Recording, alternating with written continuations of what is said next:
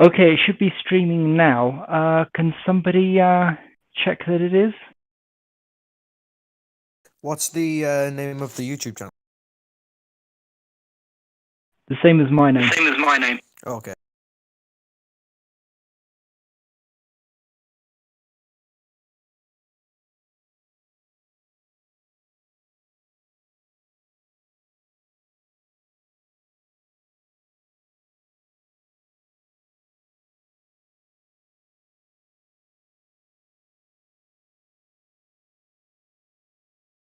Yeah, I think it's working. I just checked our stream there, and there's I think two people, and someone said, "Oh, should be." Okay Yeah, then. everything's all good, mate.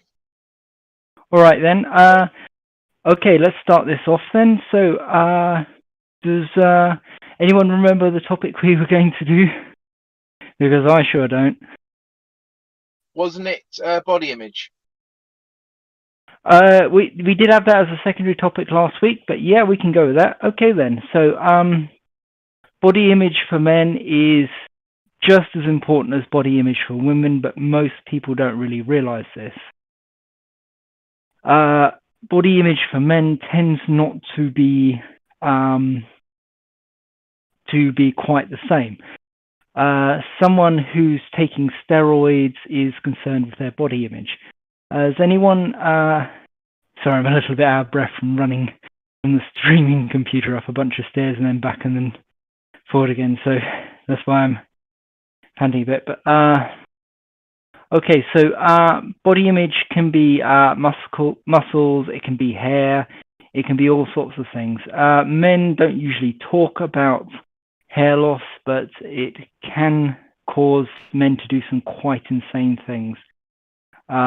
You can end up, well, this is why there are so many fake cures and actual cures for male hair loss.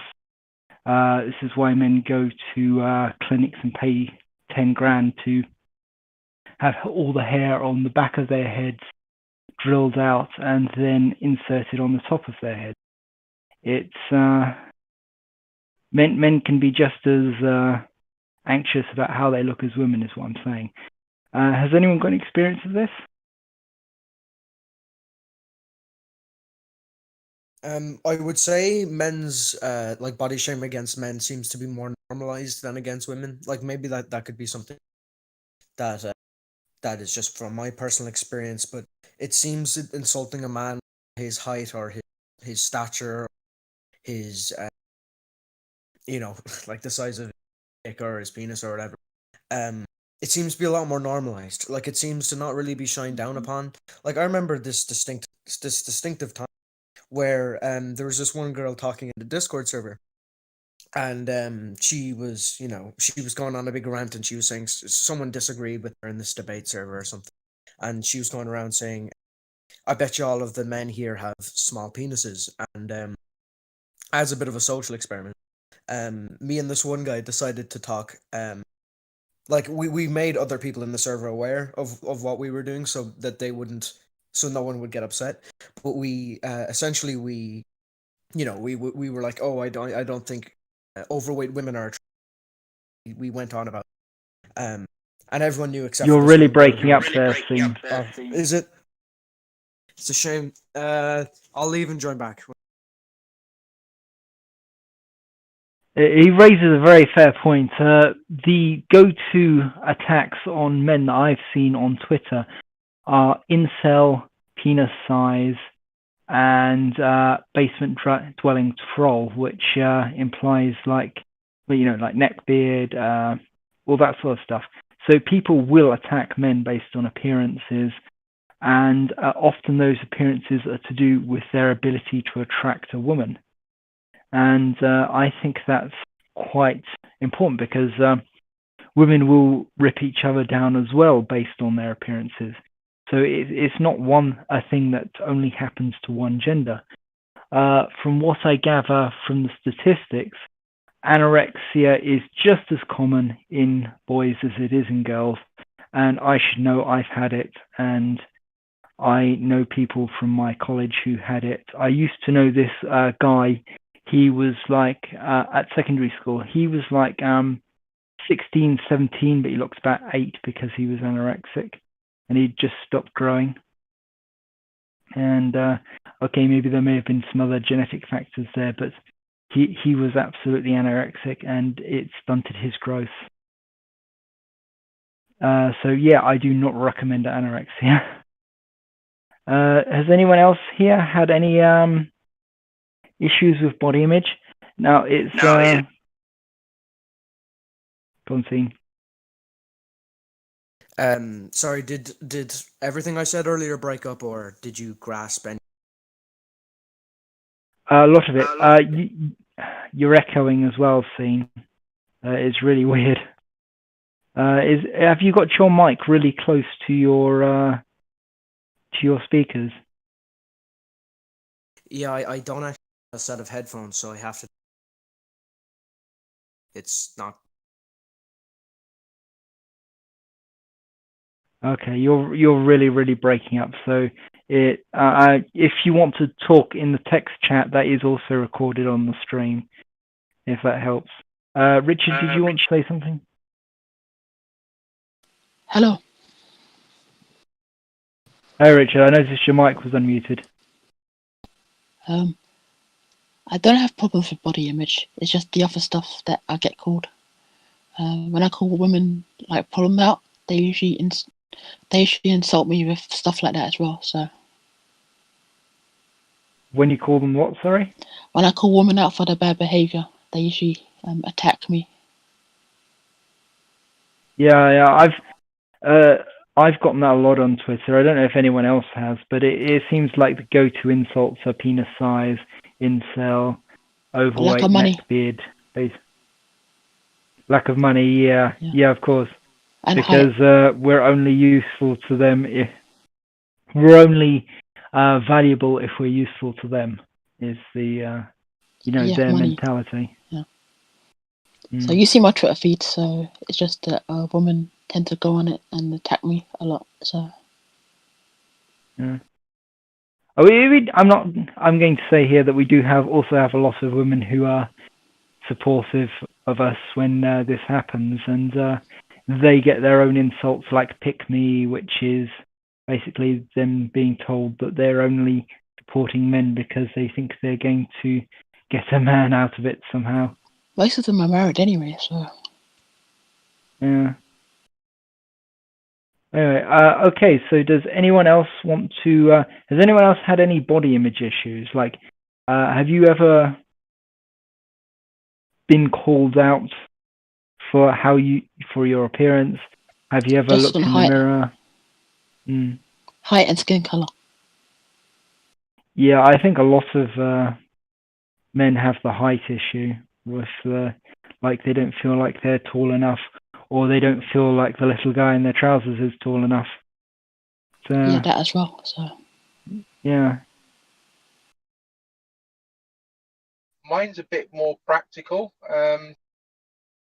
Being only sort of 5'9", 5'10" I sometimes have trouble with working from height on trailers and stuff.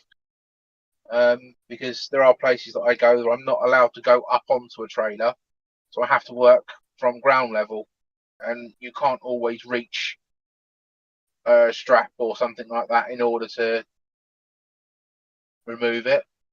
My ex-wife made several comments about my size and what have you, not genital related, but more my body size, and the fact that I am going bald. But I'm at that point in life where I just don't care anymore. The not caring is almost part of the whole greater issue, I think, because men feel like there isn't anything they can do, and so they train themselves not to care, I think. Does that feel familiar? Yes and no. I mean, I have physical. I describe myself as a fat man who drives a truck, and other comments I make is I've got arms like twiglets and stuff like that. So I know I've got issues with my appearance, as it were, and I would like to maybe be physically stronger. It would certainly help me out at work. But by the same token, I don't lose sleep over it. To a certain degree, the experiences I've had over the last 15 years have dulled any ambition to go out into the dating world and things like that. So I'm of the opinion now I'll just live for me.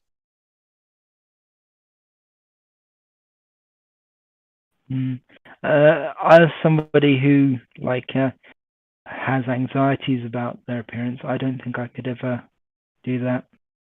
It would, But anyway, does anyone else have any comments about male appearance and so on? It's not really taken seriously as female appearance, really. The insults, I guess. Yeah.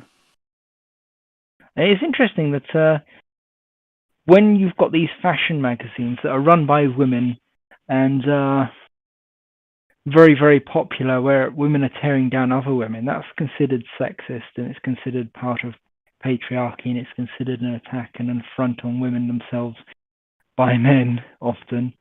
But it is actually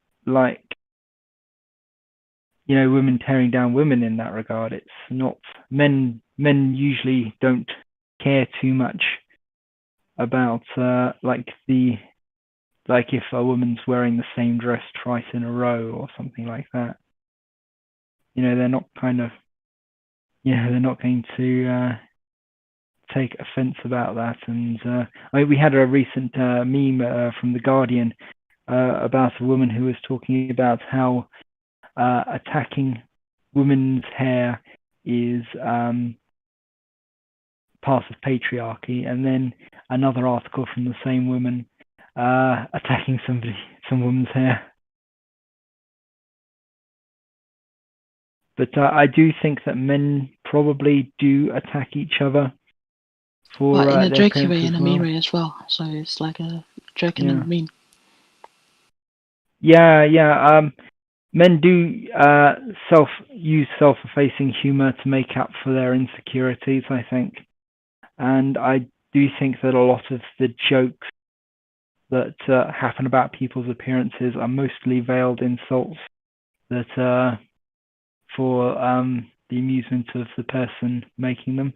And I think quite often the person on the receiving end, though they may laugh, ha ha ha, very briefly, I think that a lot of men are actually very deeply hurt by insults about their appearance. I mean, if they weren't, then people wouldn't use them on them so much, because they must be effective because people are using them. It's interesting you get professional sportsmen and men in the public eye. One of the most famous stories from the UK is Andrew Flintoff, the England cricketer. Oh, do you want to tell us that one? I haven't heard it.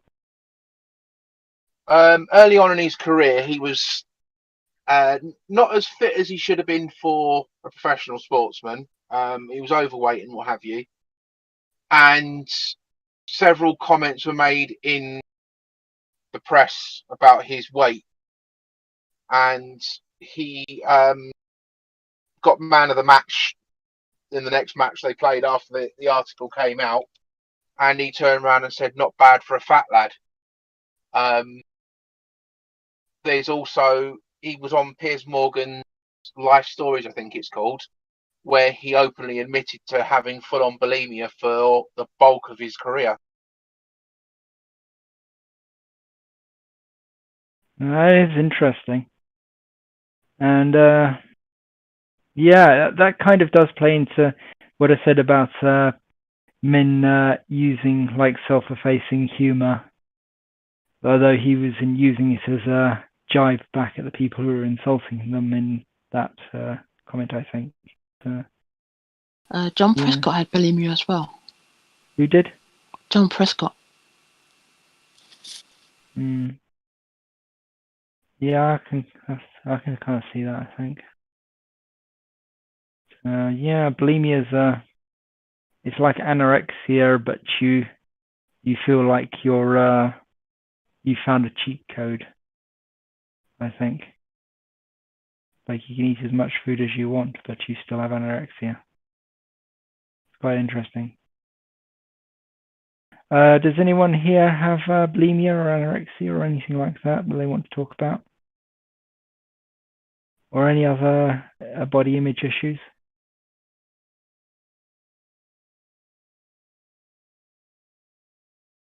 I'd like to talk about one if my mic isn't still. It is voice chat.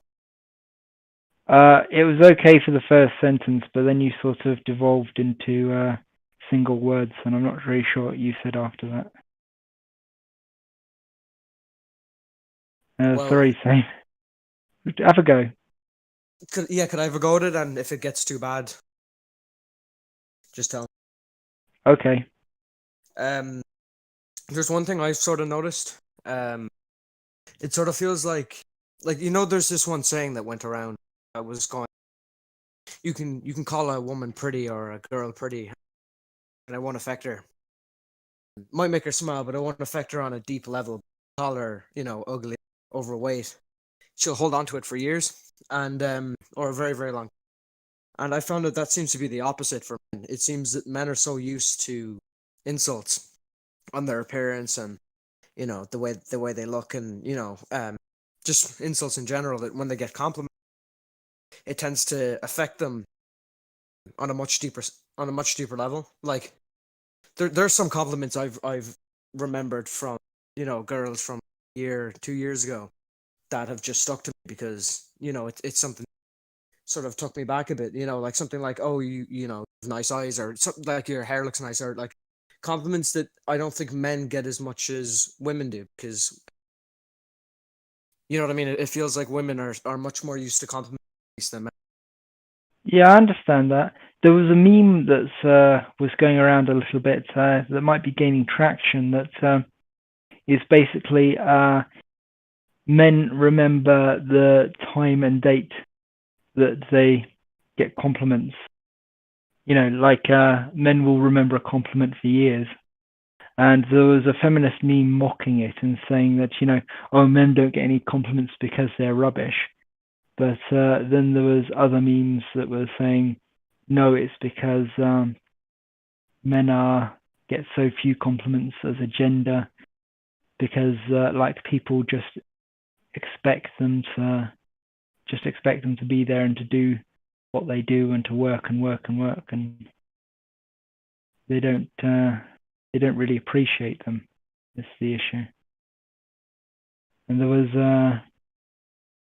was a couple about like a woman in one of these screenshotted comments was saying that she likes to go around and compliment men when she can because she knows that it means an awful lot to us.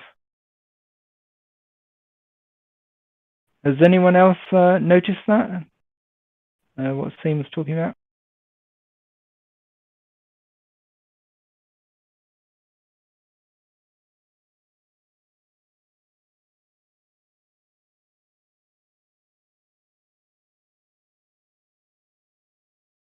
I think in general, even men themselves, I don't think we compliment each other. Makes sense. Like, women are very, very. I'm not saying we have to be like women, but I'm saying women are very, very supportive of one another when it comes to complimenting one another. Like, if you go to almost any girl's Instagram, Facebook, or really Twitter, any social media, you'll see a lot of them. You'll see tens, 20s, hundreds of compliments from other women, or their friends at least. Like, I know, like, women are also very great at body shaming, but it is one thing that I would say women do a bit better than men is sort of the support they give each other on. Yeah, that's a great point. I think it's quite hard to compliment men, really, because, I mean, what can you really say? That's a nice ass, Derek. Yeah. It's... I think one of the nicest compliments I've ever wasn't really even based on experience, but I remember before a girl came. It was when I was in Irish college. Basically, you go during the summer, and she was saying, she came up to me and she said, Sam, it's really nice to see you being confident, because one of the only things you needed was just confidence. And she just said that, and that's really nice to see. And she said that to me about 2 years ago, and I can remember it exactly. It's something. I think just those little compliments have quite a big effect on. Like if you say something, even I suppose with me, one thing that made a big difference was complimenting my confidence, because I did struggle before. So getting a little compliment on my confidence helped out quite a bit. So I don't know. I feel like just little compliments like that are very helpful. Hello, my friends. Hello. You let my friend Dr. Filthy, please. Thank you. Yeah. So, does anyone else have any other insecurities they'd like to talk about? Or do I've we got feel some like we've covered it? insecurities, mate, but I'd like to talk about them with my friend here, because I don't know any of you lot. Well, it's okay if you don't want to talk about them. No, I just want my friend to join before I talk about them, you know what I'm saying? Oh, fair enough. Are they Right. in welcome? I'd say two, actually. I think my friend Kat is joined as well. Oh, they're welcome to come and say hi. Right. I'll tell them Right, to come in. Hold on. Hang Alright. on, please. Hang on. Right. Human, I've just approved Dr. Filth. Okay, so they can come in as and when they're ready. And I'll get on to Kat now. Okay, fair enough. If you could look after that. Does anyone here want to talk about, who's just joined, want to talk about male insecurities? I've got insecurities, mate. You mind if I jump in? You can do, but please bear in mind that we are streaming this. So we'd like to try and keep it sort of fairly PG. Could I get the stream link? Yeah, sure. Right. Could you send it somewhere for me to look at? Mate. Thanks. Where are y'all from? Sweden.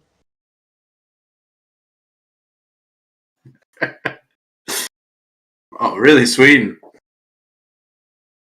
Oh, yeah. What they got me? YouTube, men are human.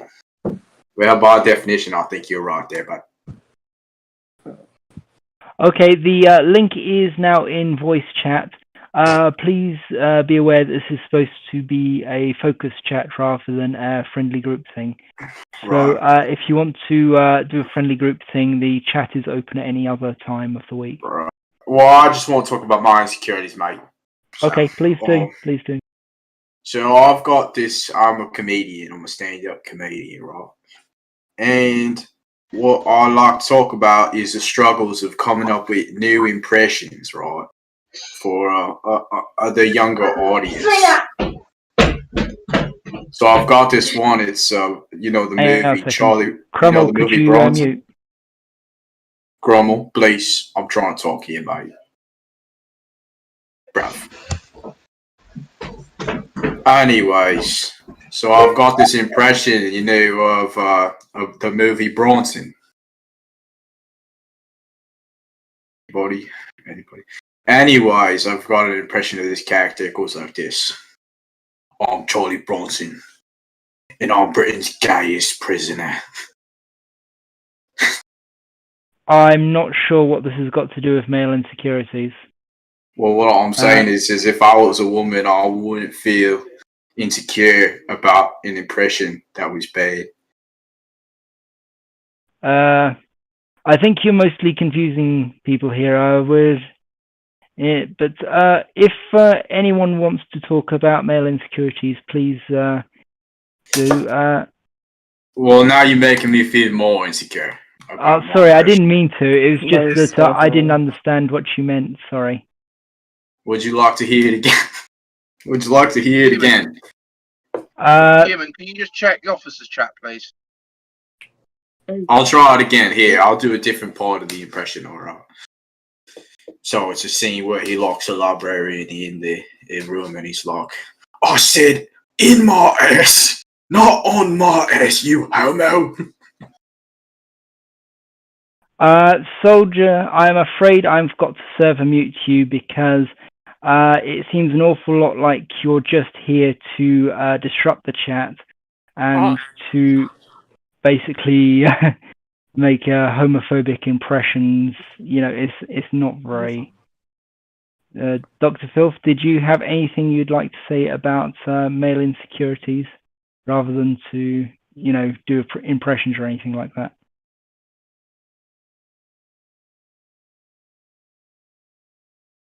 I'm good, mate. I'm a Hi. little shy. Oh, that's fine.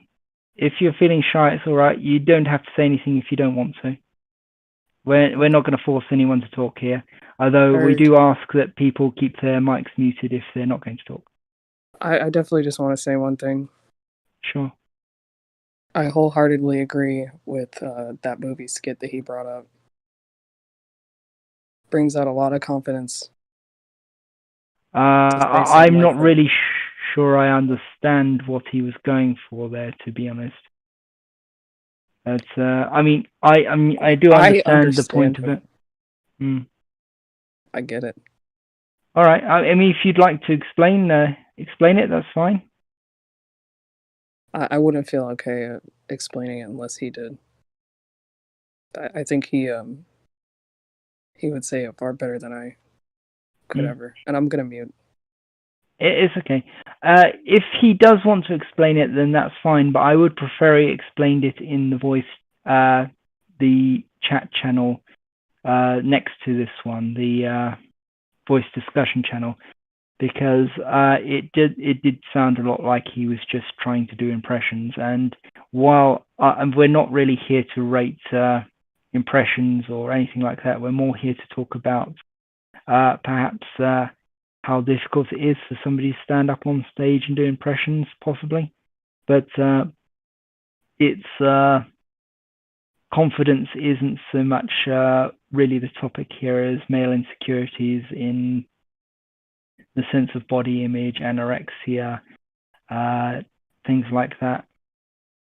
So that's really what we're here to talk about if people want to talk about any of that. Has anyone here had any experiences they'd like to talk about? If not, we will move on to a secondary topic.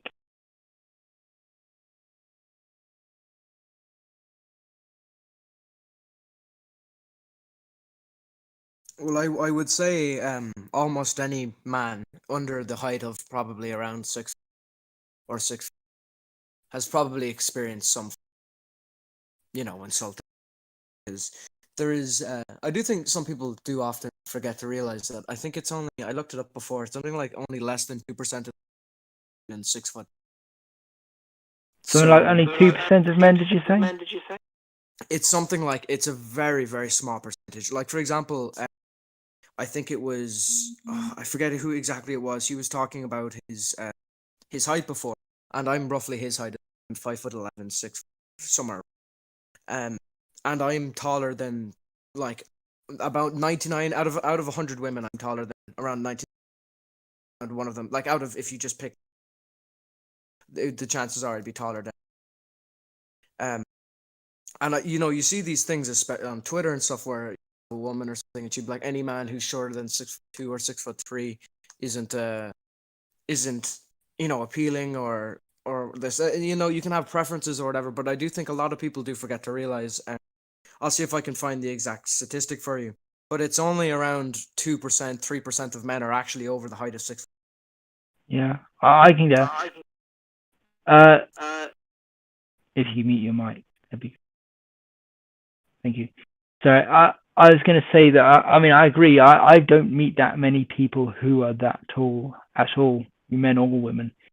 But it does seem like there's this focus on saying that the man has to be tall as a giraffe, and he has to be loaded, and he has to be he basically has to be in the upper middle class at least, and it's there's a whole package of things that women seem to want, and they are appealing things if you're a woman. I think they're money is security, a tall husband, that makes you feel protected because women feel quite small. If they're thin, then that means they're taking care of themselves. But it's looks are generally a good sign of genetics. The better looking you are, the better your genetics generally. Roughly speaking. I mean, it's very hard to nail that down, but looking good is generally a good sign that somebody's healthy. So it's kind of this whole package of things that are very desirable, but at the same time, I think they do take it a little bit extreme, some of them. Not all of them, obviously, but some of these people who you see on the internet who tear down men who aren't 6'2", who aren't loaded, and you see it on talk shows all the time. If you've got an all-female panel of all-female talk show, they'll be like, oh yeah, he's got to be loaded, he's got to be tall, and they'll be ripping on men who aren't, and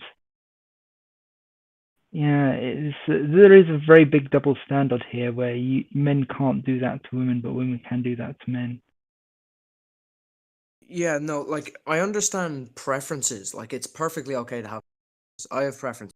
Personally, I prefer women who are shorter than, But I would say the difference lies in the fact that most women will be shorter. There aren't many women who are taller than, and that would be the case with most men. Most men will be taller than. It's okay but that is usually the case. But I think where the problem would lie would be if you are saying men have 6'2" or 6'3" to be attractive, you're shaming the vast majority of men, because the vast majority of men don't reach that. So it makes men have these quite fair or unrealistic expectations that they put on themselves, and they're like, oh, if I'm not this height, then I think it's quite self-destructive.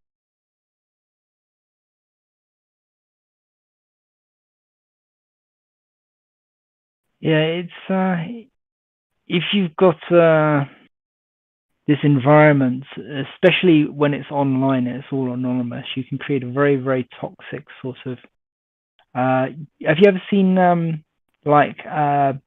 these pink pill feminism and black pill subs and things like that, where they treat, especially a female, or is it female dating advice or something like that, where they basically treat men as targets and prizes, and they but at the same time they treat men like trash. It's the men are prized, but they're also extremely disposable. Have you ever seen those?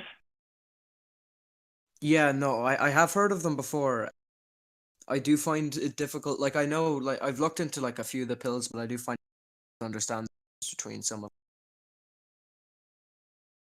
stuff. I find some of them are, I know, I've met people those types of people. I wouldn't know. You're breaking up too much. Sorry, Sam. Yeah, but and Painter, have you've seen the pill subreddits? You might have actually been a mod back when we were trying to take them down.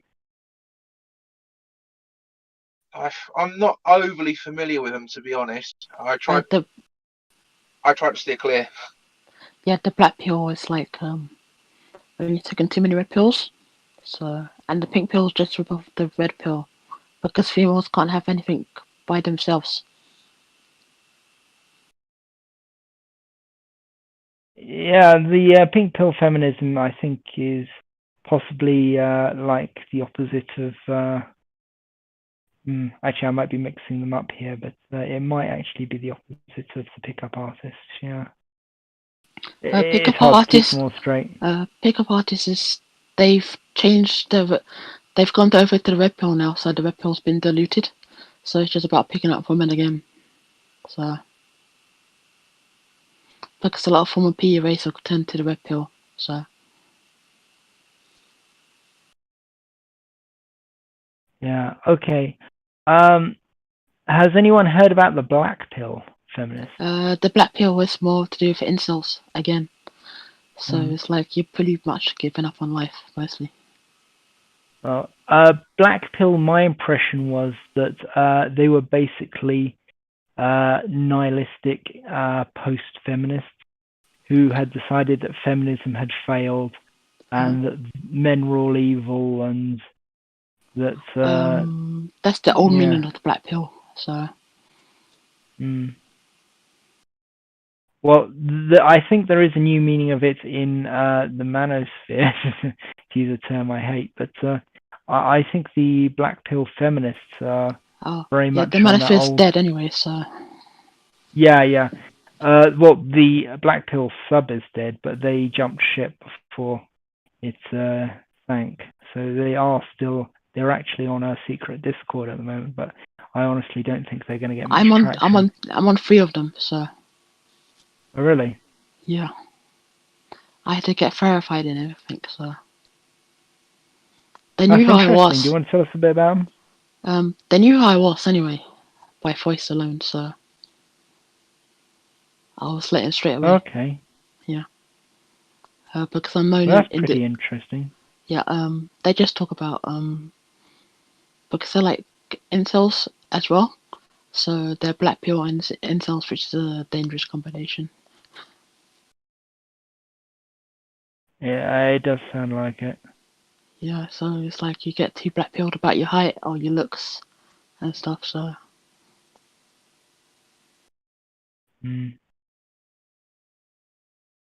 Yeah, they sound like a lot of very insecure people. Okay. Does anyone else have a story to share about insecurities?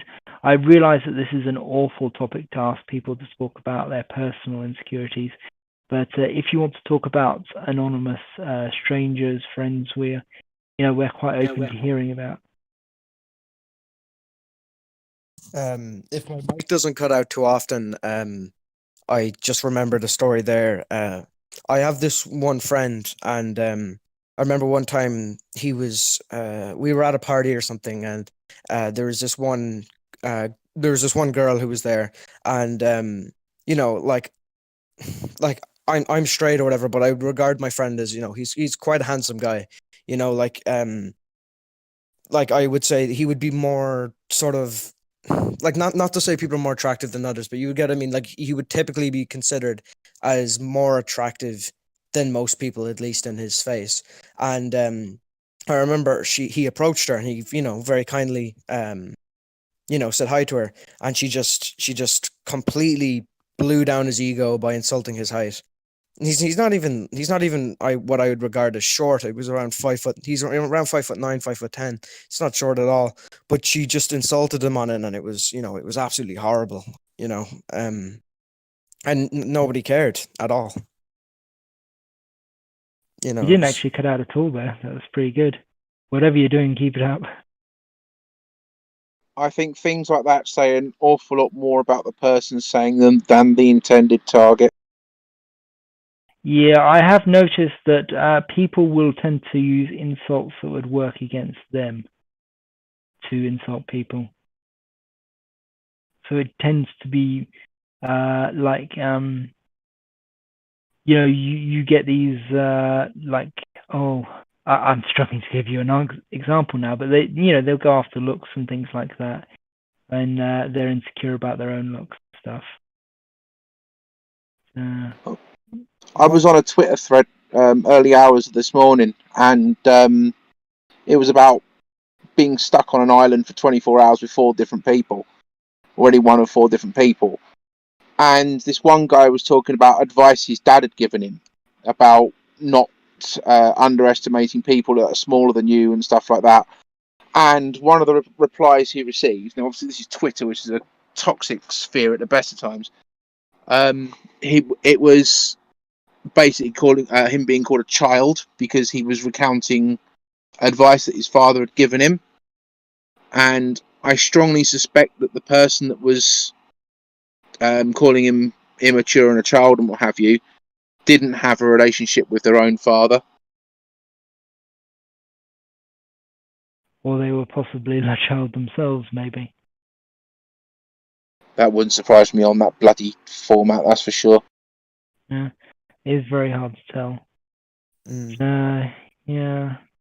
The main bit for me that struck, like, this is a story that my friends explained to me. I unfortunately wasn't there, but it was the reaction to him, to her insulting him, to her just completely, just trying to destroy his confidence for no reason. Like, he kindly came up to her. He didn't pressure her or anything.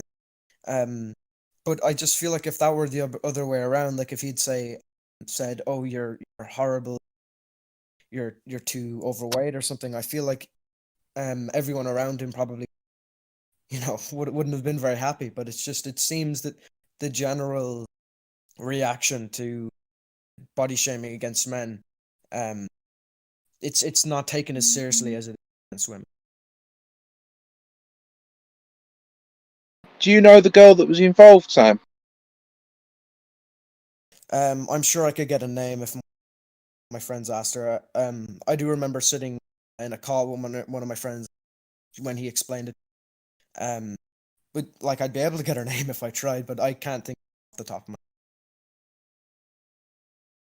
No, I'm just wondering if she's one of these girls that's been told all her adult life or what have you that she's very, very attractive and she's developed a real ego and she arrogantly believes that a man she sees as beneath her should just be insulted straight away.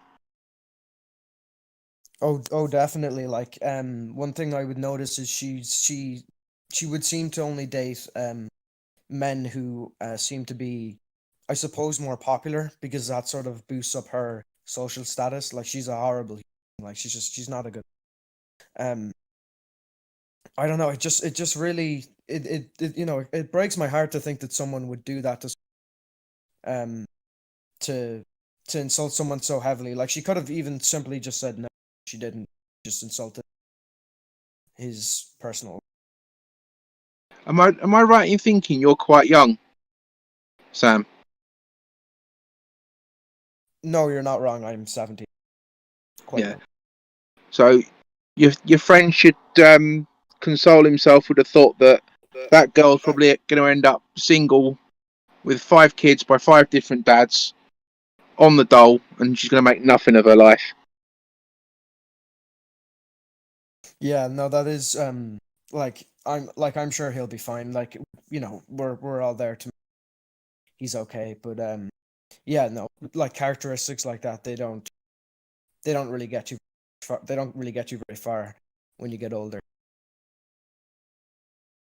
Yeah, Think Before You Sleep did a video on this, and he was basically saying that the more you can get by on just who you are, the less effort you put into yourself, and the less you don't go as far. You don't like one of the examples he gave was a woman who basically got by on her looks for several years, and she was like, "Oh yeah, people, if you just want things, people will basically appear and give them to you, and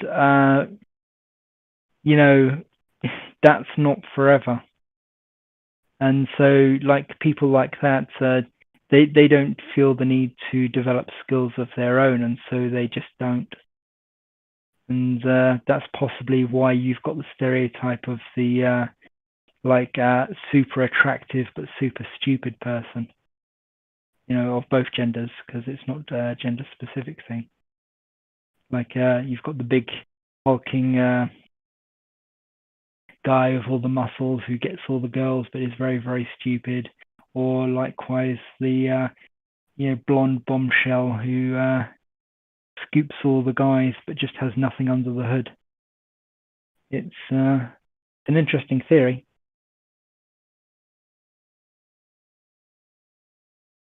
I actually kind of think my ex-wife was like that. Really? Yeah. She's incredibly attractive, but her personality and the way she interacts with people leaves a lot to be desired. Yeah, it's something. I feel like it's a bit of a. It's not the case with all very attractive. But I do have a memory as well when I was in Irish college. There were these two twins, two girls who they weren't particularly mean or anything, but they were very, very attractive. Like, I could see them becoming models but they were just incredibly stupid. Like, so painfully so that, like, when you're speaking to them, it's almost a bit painful because you can't believe that someone could be this.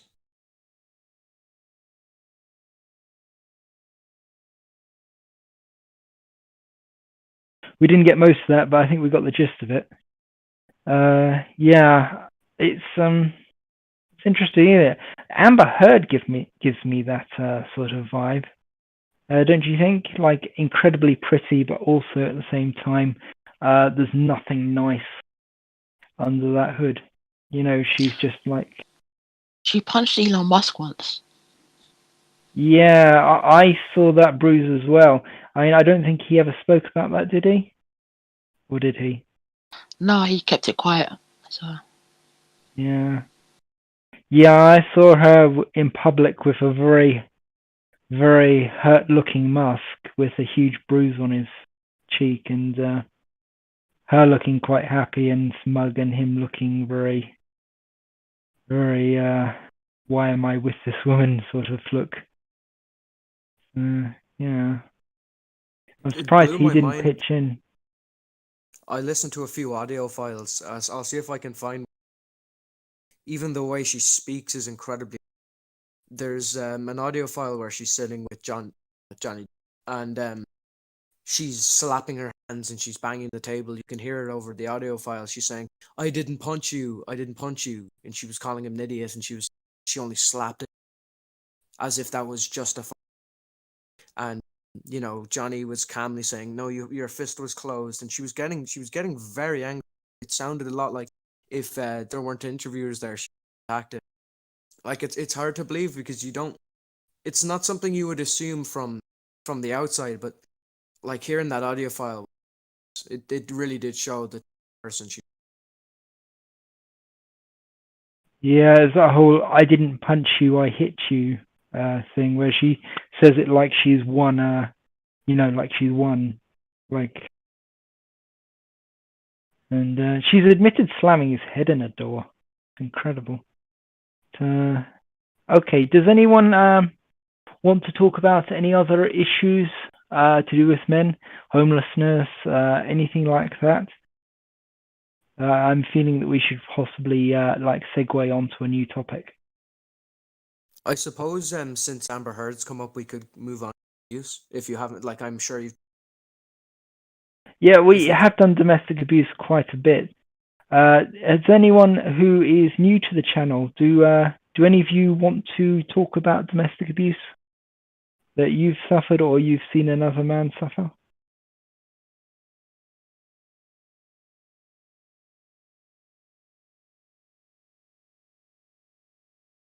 All right, then it's okay if people are shy. It's or if they haven't had any experiences like that. In fact, it's really good if you haven't had experiences like that.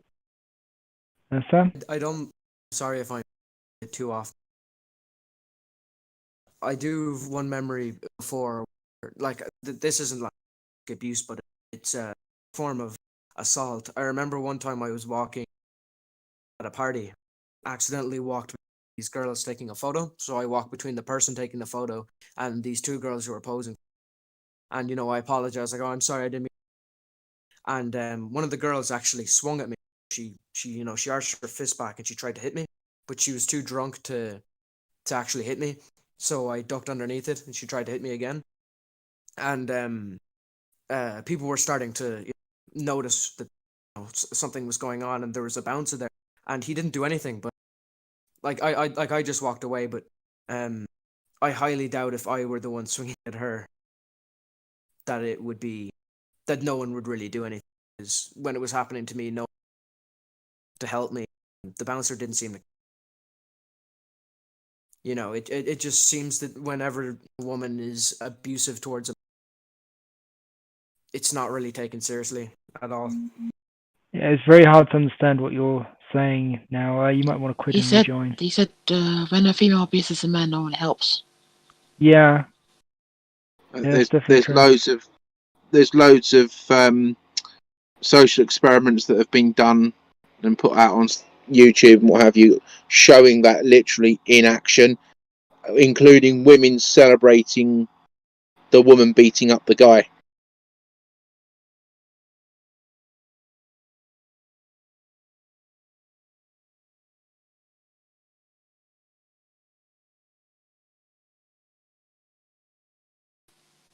They cheered as well, didn't they?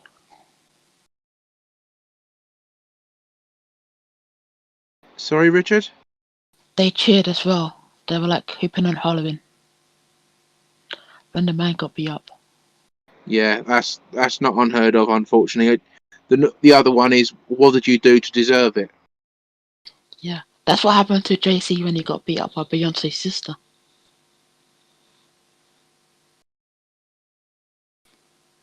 There's not.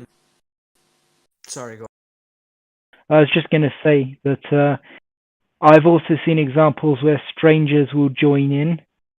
Like you'll have the two actors, and the woman will be slapping on the man, and then a random passerby will have a slap as well. Yeah, that happens a lot as well. So. Yeah, so if you're a male in one of these experiments, you do have to expect to actually be abused as well as pretend abused.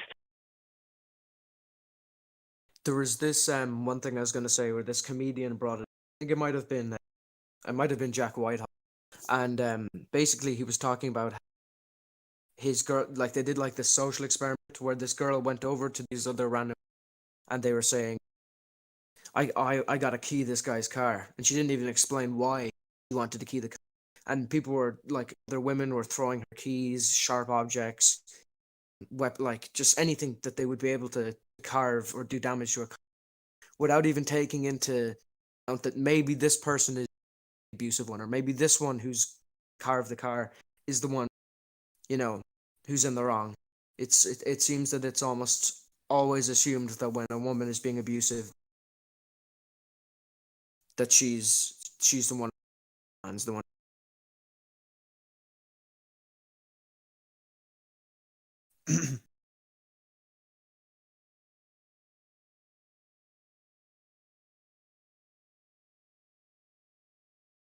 I have noticed there's kind of a vengeance mentality with a lot of these stories of women abusing men.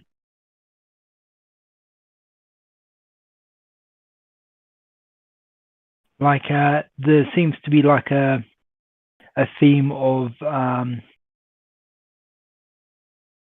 basically people treat it like she's getting vengeance, and maybe she acts like it's vengeance herself, and she'll try and get other people on board to try and attack the person.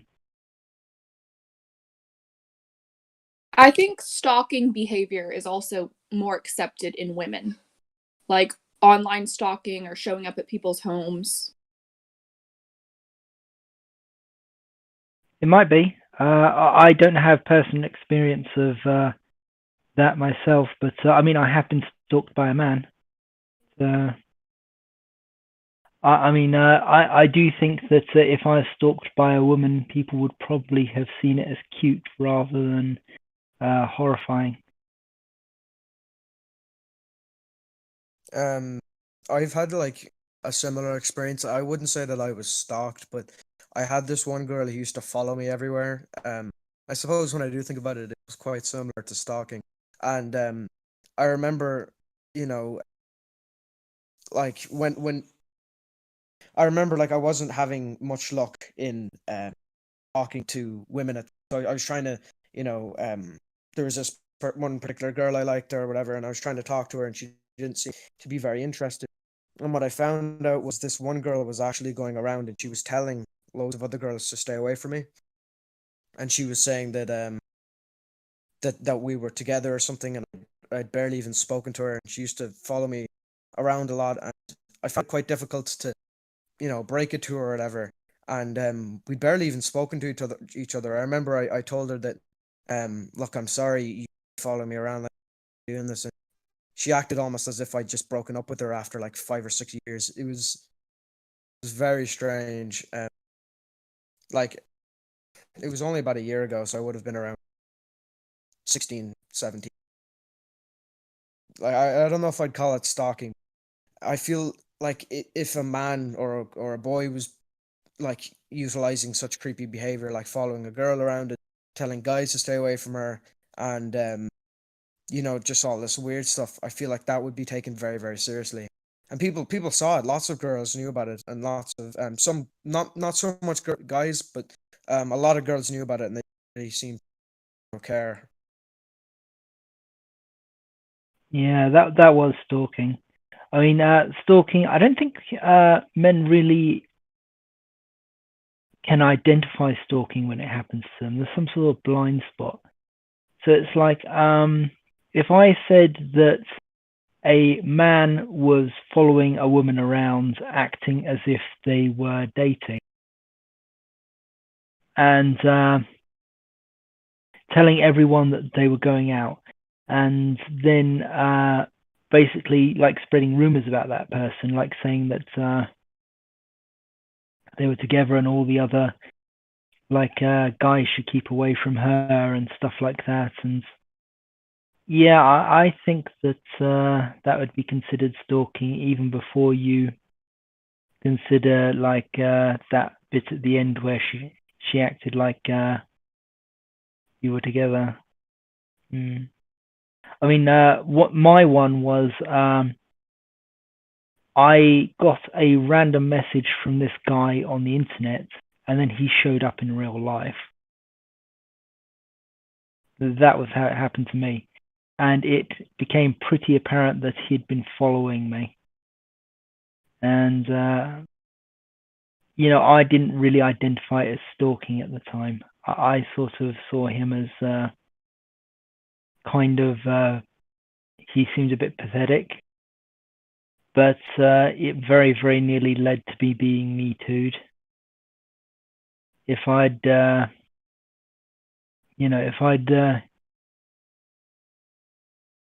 gone any differently, I don't really want to out him or anything like that, because I do think he's mentally ill.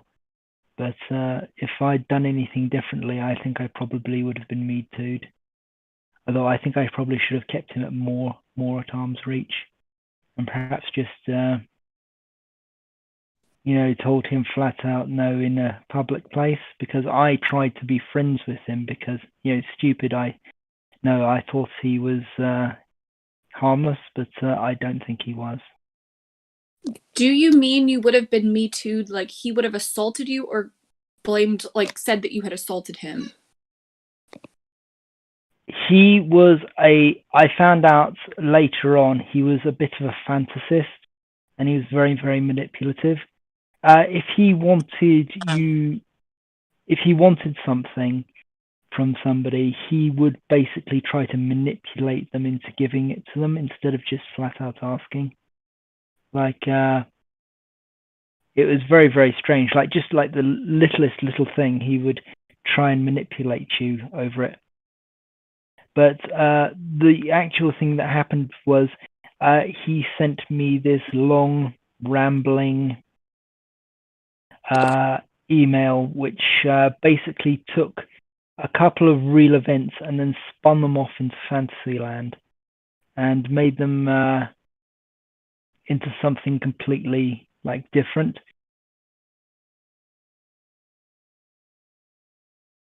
I'm trying to be non-specific here, so I'm sorry if I'm... I won't ask any more questions then about it. It's okay. It's just he could,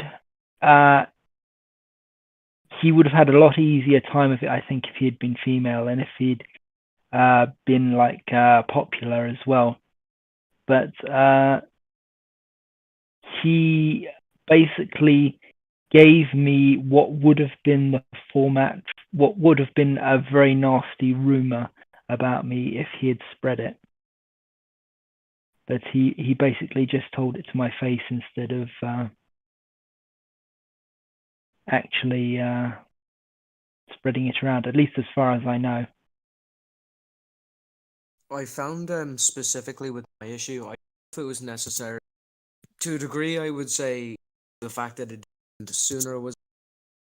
I felt in a way that I felt kind of less masculine. This woman or this girl was following me. I didn't know how to. I told her people were upset with me.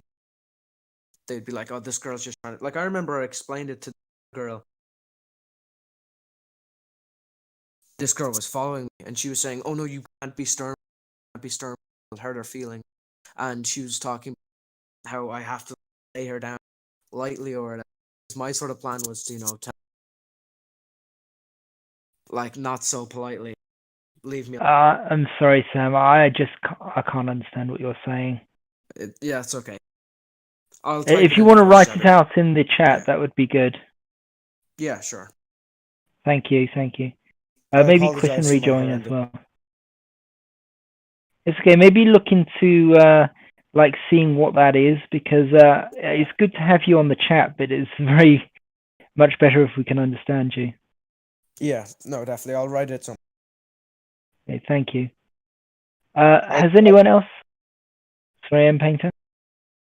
I was just going to say, I could get the general gist of what Sam was saying, in that he felt emasculated by the girl that was stalking him, and that when he tried to broach the subject with another girl, she sort of told him that he couldn't hurt her feeling, this girl's feelings and what have you, and he had to let her down gently, rather than telling her to basically do a disappearing act and never darken his doorstep again.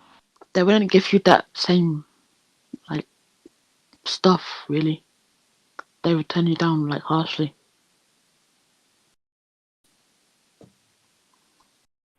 Well, I do believe in being polite the first time. I think that being polite counts for a lot. Even when you're talking to a stalker, like if you let them down lightly, then the consequences of you doing that are likely to be a lot less. But if you let them down harshly, it might be a lot more, but you may have to do that anyway. You have to act like a gentleman. Being a gentleman is being a servant to women, mostly. Yeah. Well, in gentlemanly, I mean, like just polite. Like just say, "I'm sorry, I'm not interested in you at all. I don't really know who you are. I don't, sorry if I gave you the impression that I liked you or anything like that, but, I'm into such and such person." Maybe would be a good way to start. But if they keep on insisting, then that's when you can go into no, go away, leave me alone territory. Yeah, but even in this kind of situations, you are in danger because people do not give the right to man theoretically to be decent person. There is always negative bias against us, and people judge the woman always positive. That is that this is the main problem, I think. Yeah, I mean, honestly, I'm going to say right now that being polite isn't necessarily going to work, because I thought that I was very amicable and polite when I basically told this guy no. And he was like, "No, it's fine. I've got a girlfriend now, and we're really great together." I think he made her up. I think that was a total lie. yeah, then literally a year later, I get this really weird email where he basically, well, anyway, awesome. Do you have an experience with stalking or anything like that?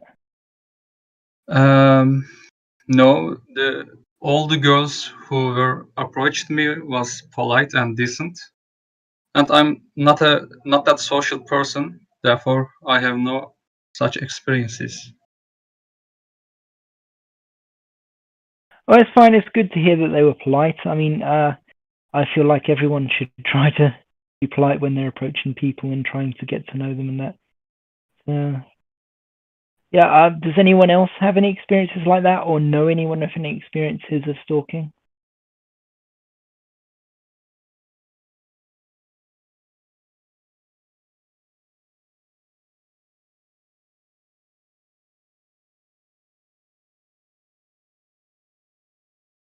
It can sometimes be a bit difficult to come to terms with the idea that you were stalked because I didn't really identify this guy as a stalker until I got that email.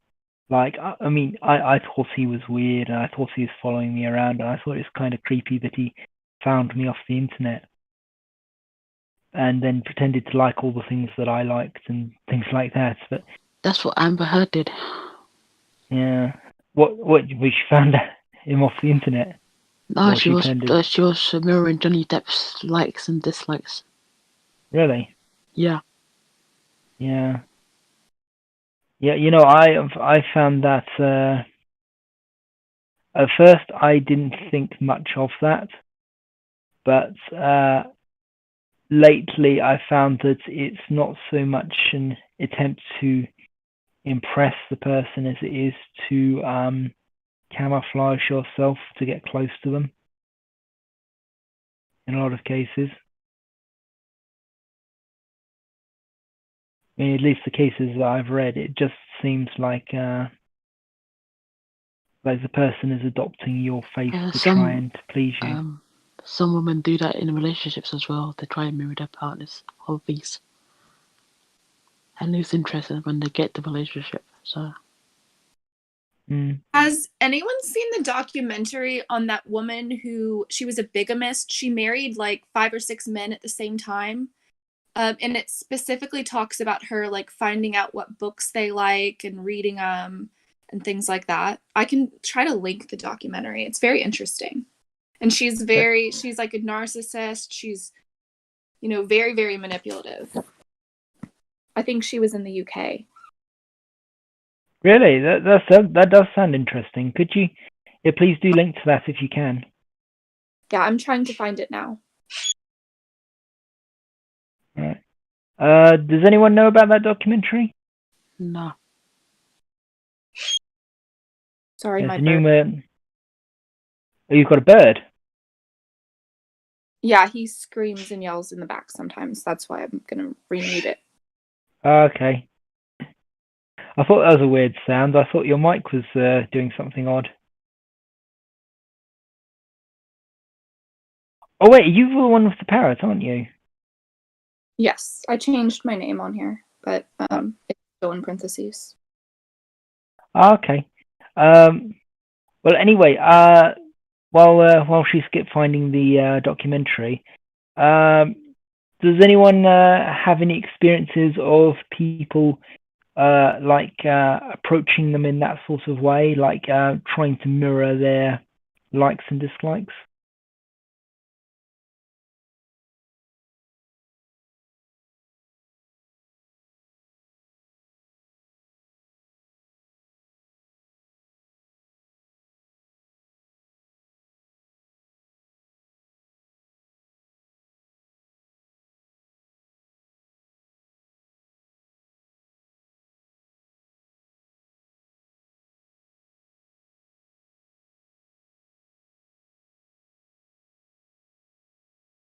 Okay, I guess not. Let's see. Does anyone have any experiences with domestic abuse or, let's say, sexual assault or anything like that they'd like to talk about, or any other experiences they'd like to talk about that they, maybe don't feel that they can in normal conversations? Not on stream.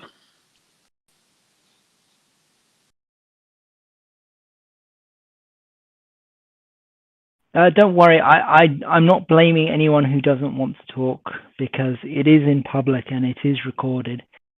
So it can be very daunting to do so, and we don't want people to put themselves in danger if they're, they might have somebody who might recognize them from that. I've told my story so many times now.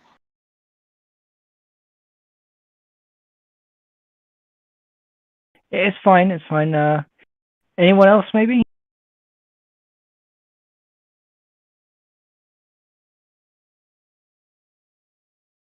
I have the story discussion. Cuts out.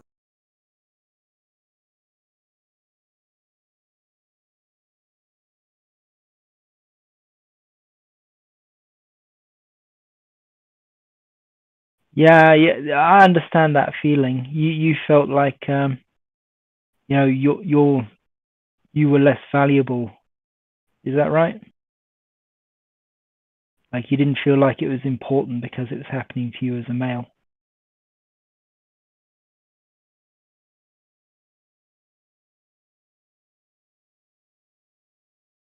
Okay, there seems to be a bit of a difficult subject. So, would anyone like to talk about a hot button issue that they've seen in the press or anything like that?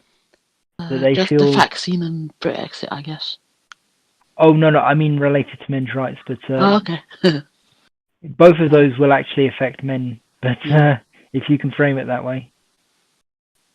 No, I can't frame it that way. Okay. Well, now, obviously we all know that the virus seems to kill a lot more men than women, but the media women is most still affected. the media are still pulling that line about the virus is mostly affecting women. It's that same thing of we had that article a little while ago on here where this Rwandan MP or something was saying that the fact that 70% of the population is now female is a major burden on all the women because all the men are dead because of the Rwandan genocide. Human, would you mind explaining the sort of COVID thing? Because I'm not fully educated on it. Sure. It's not a biological. So it's not that men are more affected to the virus, or is it? Well, there's a whole range of theories on why more men are dying. But I think that, like a lot of things, the truth lies between all of the extremes. There is, some people are saying that men have less capable immune systems than women. And it's possible that they might have more heart disease than women and things like that. And comorbidities, that's basically multiple routes to death all lead to the same place, basically, and men tend to have more of these because they work harder jobs, they lead harder lives, and they're often harder on their bodies, but not necessarily. There's also more like things that happen with men related to the virus, like stroke. Stroke is much more common in men in general. So they're seeing like more male stroke patients with COVID that are coming in. I hadn't heard that one, but I did hear about... My husband's a neurologist, so he's been talking about it at home. Oh, I see. Out there in the media that much, but they're just seeing much more strokes coming in with COVID, and most of them are males. Yeah, I have heard the virus basically attacks your entire body. Like they found brain damage and stuff, and if you... Has anyone else had the virus? I had it in the very beginning. I am Oh, not did you? sure, but I probably had it. I got over it. One night I couldn't sleep, and I got heat after the treatment. It got lost after 2 or maybe 5 hours. You said 5 hours?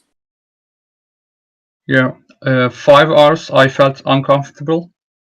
I couldn't sleep. After that, I got over it.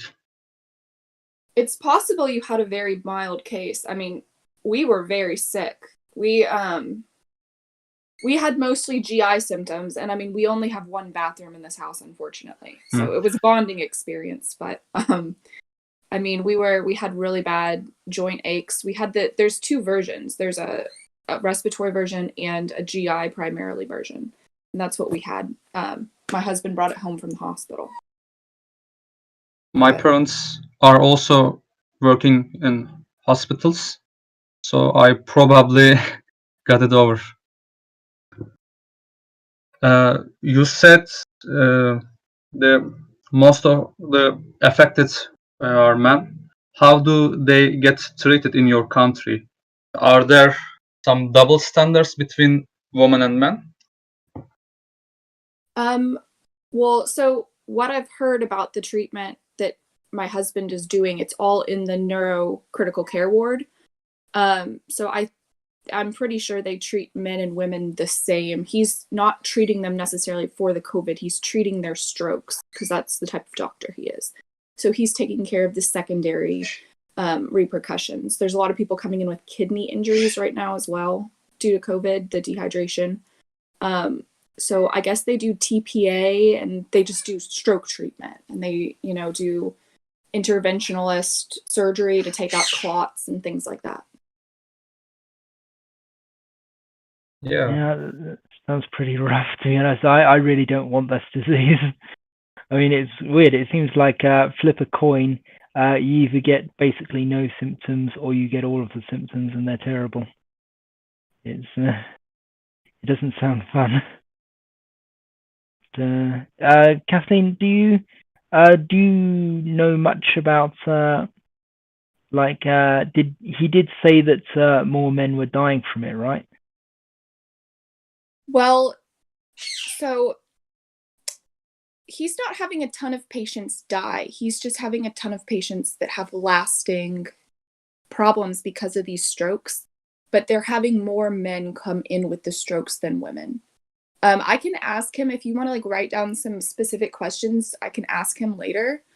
But he's not having a whole lot of patients actually die because they get transferred to a different unit. Like if they cannot breathe at all, those aren't the patients he's seeing. He's seeing people right now that have had strokes because of the COVID. That's quite interesting. I guess it's very hard as a specialist to really make an overall judgment about the situation in the hospital at large. We might actually take you up on that. Blue Orange has been very interested in the COVID and how hospitals are treating men and women differently, because he did uncover evidence in the NHS that suggests that the scale that they use to test if somebody gets the ventilator and the intensive care or not is basically you get an extra point on that scale if you're male, and the more points you have, the less likely your prospects are. So the less likely you are to get the ventilator and the special intensive care and stuff like that. So they do seem to be, from what we've heard from both the news and from talking to NHS staff directly, is that they are basically prioritizing women in the NHS. But it's really hard from a couple of interviews and a couple of articles to get an idea of how many nurses and doctors are actually following along with that, because I honestly know that I wouldn't if like I was in there, I don't think that I could give somebody a point against their survival due to their gender or their race or something like that. It feels a bit Nazi-ish, to be honest. So technically, the medical ethics to like determine who gets treatment first, it should be based on the quality of life someone will have if they do survive, if you're choosing between two people. So a younger person gets priority over an older person. You actually get priority like over a paraplegic if you are not crippled. There is that in the medical ethics. I've never heard anything specific about gender. I can definitely ask him if you all give me questions. There's some stuff he might not be able to like tell me so the hospital doesn't get sued, or like actually he can tell me, but he just might not want me to post it. Like if he could give me the actual checklist of priorities. I know that the hospital he's working at right now has enough ventilators to give most patients though. Well, I'm glad to hear they've got enough ventilators. If you could actually get hold of that checklist, that would be very, very good. I mean, it might have changed since we heard all of this about it, because the big hoo-ha about it happened quite early on. It was somewhere between March and July that we heard this.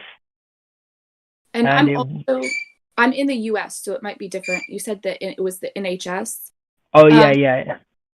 The only thing I could possibly think about, I'll ask him specifically, but since men do have a shorter life expectancy than women, it's possible that you could technically prioritize a woman because of that, because you do look at how much life they still have to live, like if they get over it, when you're prioritizing people for studies and for treatment. But I'm not 100% sure on that. That's the only thing I could think of where gender would come into that, really. That would be a pretty sketchy way of looking at it, I think. But yeah, I'm just trying to see like any way I could fit it in, you know.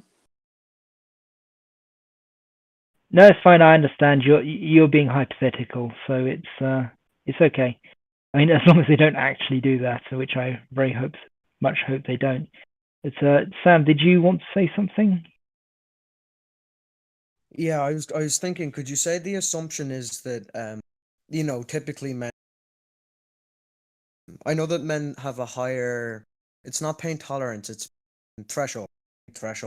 And could you say that maybe because the assumption, this is again hypothetical, I don't have any statistics to this up, but could you say that in a way that they're assuming that men will be able to survive longer, so that maybe they prioritize people who they would feel are more at risk? So I suppose they could go, women are more at risk or something, so we'll prioritize women and we'll leave the men till later. So maybe because that is happening, you have a lot more men who are being left without the treatment that they need because they aren't being prioritized. That's just the idea, though. I don't know. I would be very, very I would not be inclined to say that was the case. I mean, from what I was reading at the time and from what Blue found out, it did seem very much in terms of probably the empathy gap in an unstated way, but also because they were noticing already at that point that men were surviving less. So they would it was basically based on your survivability, and you didn't get points towards you for increased survivability.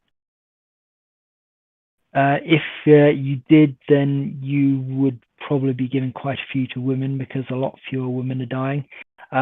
From what I gather, 75% of the deaths have been male, and only 25% of them are female. So, if you're giving points based on survivability, then you'd be giving quite a few to women just for that. But no, it was all based on stuff like how old you were. Like if you're over a certain age, you get a point. If you're over another age, you get like 2 points or something. If you're obese, you get a point. If you're male, you'll get a point. Stuff like that. If you've got a pre-existing condition, you get a point. and also if you've got some sort of disability, you get a point, which honestly is, I think that's pretty low. If somebody's in a wheelchair versus somebody who's walking, you shouldn't really be thinking, well, it's kind of to just let the person in the wheelchair die. I mean, I don't think that's something that really should factor in, because the person in the wheelchair might actually be a lot fitter than the person who, is fully able to walk about, because they might be very much into they could be a wheelchair basketball player for all that doctor knows. So it's you can't really tell. Human, would you mind linking me the source talking about the 75% or 70% of the COVID deaths? Sure, I can try and dig it out. Would somebody else like to talk while I do that? Because I can't really talk while I'm Googling.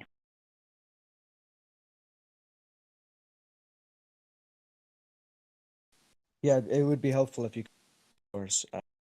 You don't have to do it right now if you. It is a source that I'd like to have, possible. I think he's looking for it now. So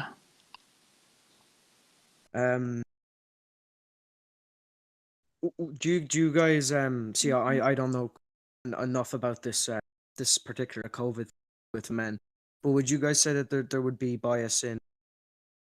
Well, we do know that there is bias in the disposability of, like, we know, for example, that men will usually, like, women are usually prioritized, disasters. So we know in disaster, like if a building is to collapse or there's a fire or a flood or some sort of natural disaster which can result in lives, we do know that the people who are prioritized are women and children, prioritized, and then men are.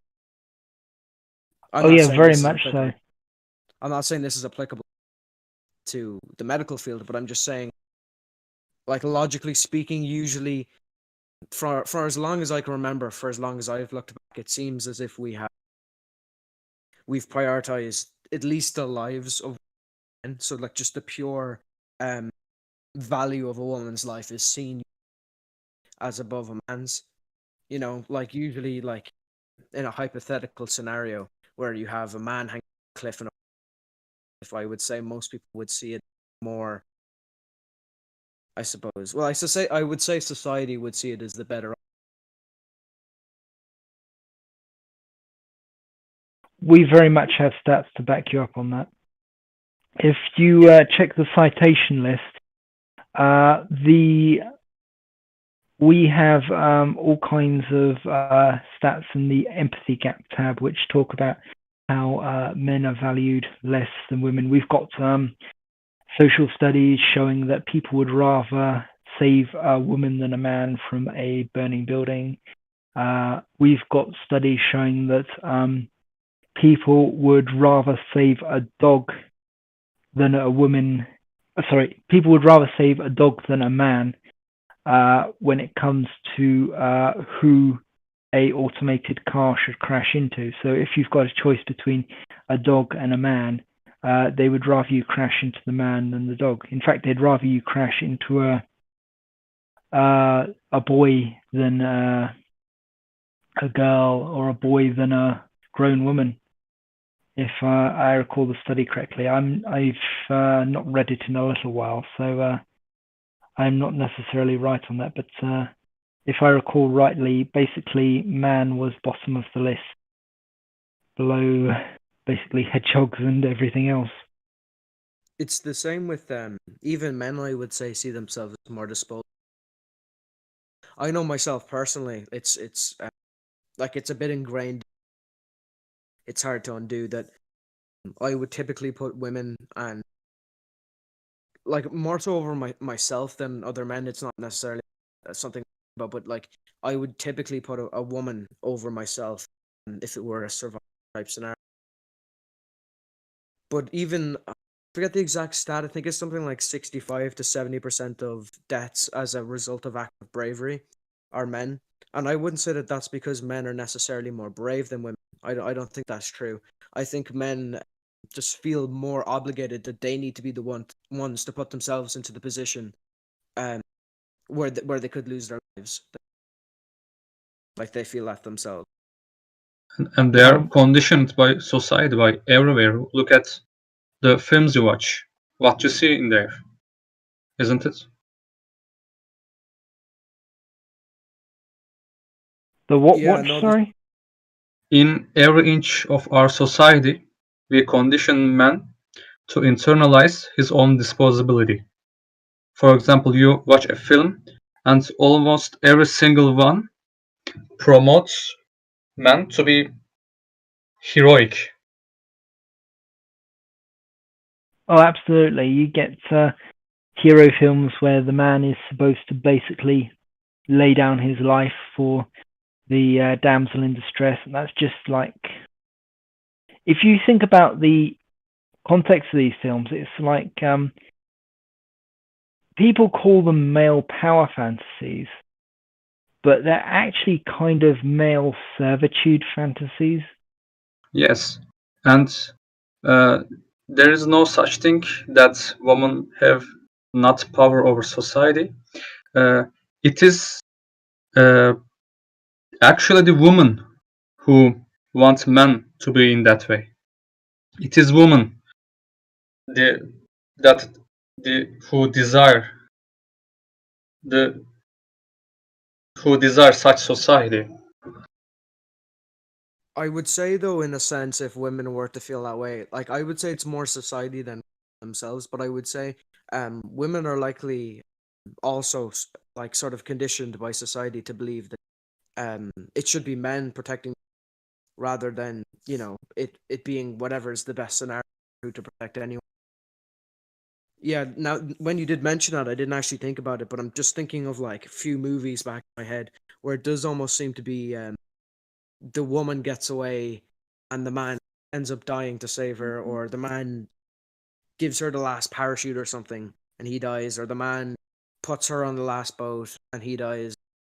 You are right, to quite a degree it does push the idea that men should be the heroic ones, risking their lives and getting ready to allow theirs to be taken in order to save, more so than women. And like sort of like Human said, while there are movies that are empowering towards men being, seen as heroic and strong and whatever, but that in its way is also quite damaging because it puts quite an unrealistic expectation on where men are sort of expected to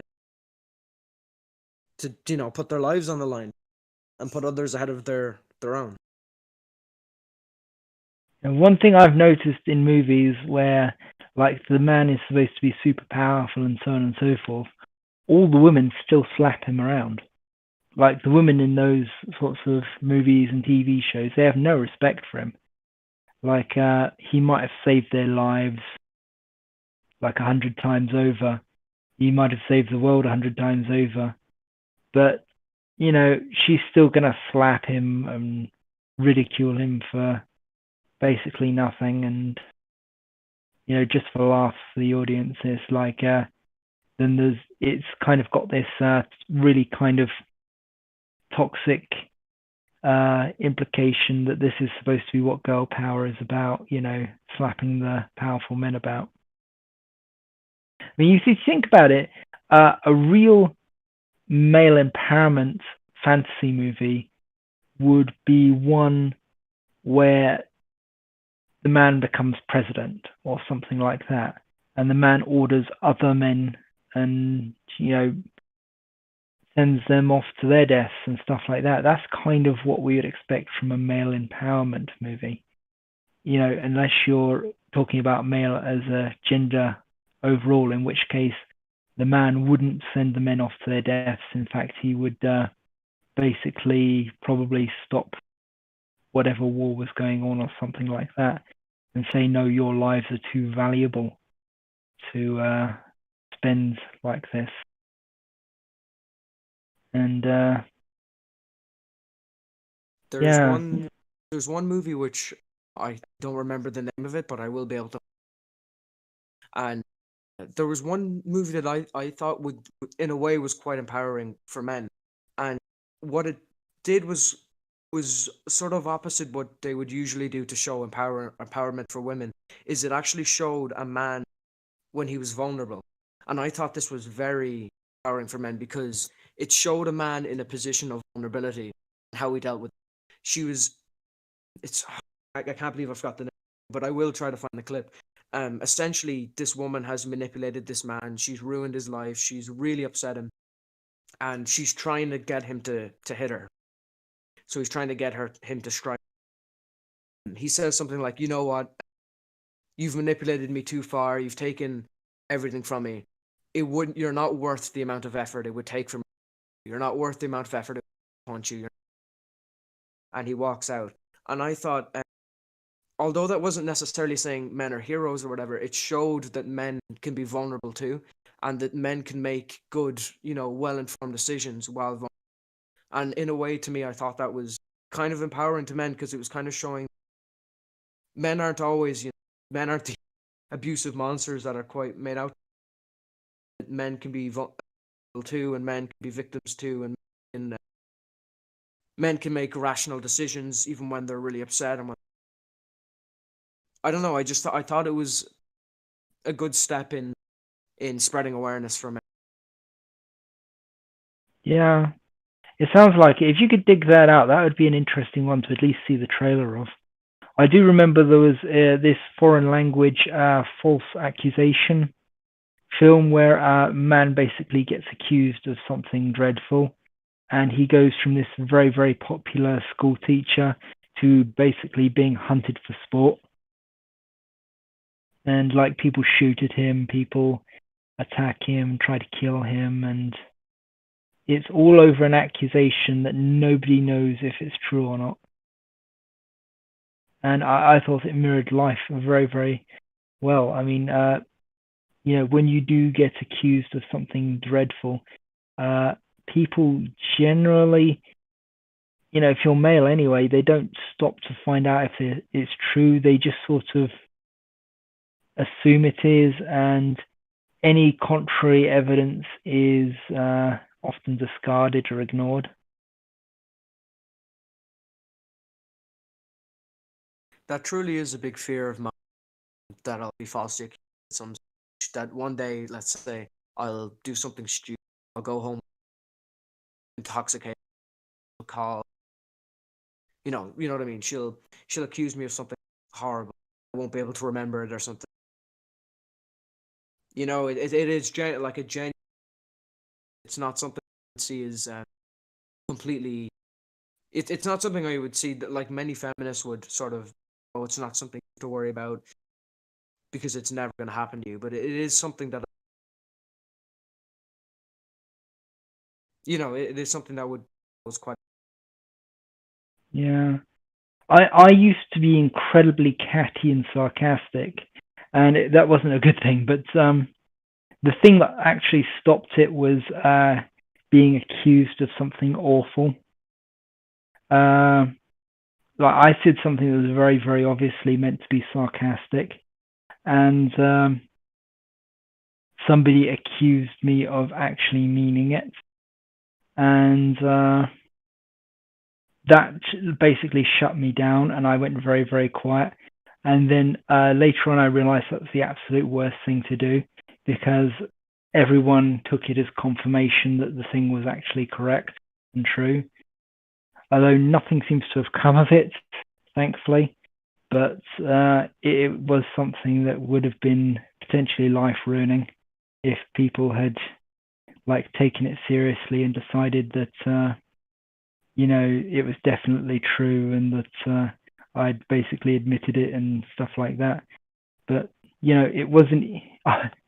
It wasn't even it was just an offhand nasty comment that I made, meaning to deride something that somebody was showing us, but it was taken as being the absolute opposite of what I meant. And I came to the realization that I probably don't have as much control over the emotion in my voice as I thought I did, and I couldn't project sarcasm as well as I thought I could, because I thought my tone was incredibly sarcastic, but nobody seemed to take it that way. And yeah, it could have been pretty bad, but yeah. Anyone else have any experiences or anything like that? If it's not too off topic, I was going to bring something up. So I'm not sure actually how you pronounce this woman's first name. I think it might be Julia, and her last name was Tefana, and she's a very famous woman. She made poisons, and she sold it to women to kill their husbands, basically. And she's a very celebrated figure. If you look up any videos on her, I can put her name. She made something called Aqua Tefana, and it would be sold in a perfume bottle, and you used it basically to kill your husband. And everyone knew what she was doing, all these women, and they'd tell their friends about her. They think she might be responsible for killing over 600 people.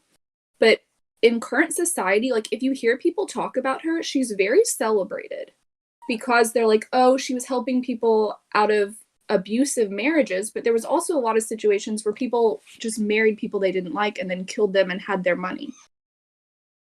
But she's very celebrated if you look her up. She's a great hero. See, A I mural? would believe that because it is I don't know much about the story, but it is almost always assumed that it is a really maybe there a lot of those women were abuse victims, but it is very, very interesting how literally a woman can be poisoning her husband, and it's literally assumed that she's doing it for good reason, or she's doing it because he's the problem, and she's a valid reason for doing it, not that she's just a horrible who's killing. It is quite interesting how it's almost always assumed these women are it does bring up how if you look at the majority of female serial killers, for example, or female murderers, they will use poison as a victim, or as a victim, as something to kill someone with. And typically they do, I think it was around 2 to 3 weeks longer. It takes around 2 to 3 weeks longer for police to catch female murderers over. But yeah, I do believe what you're saying. To a degree, I'd say the reason why she's probably celebrated is probably because people have that assumption ingrained into their heads, sort of enforced by society, that if a woman is hurting a man, or if a woman is killing, that there must be a valid reason. Well, money's a valid reason. There was actually a few tweets we saw during the original, the first bout of COVID, where everyone was in an absolute panic.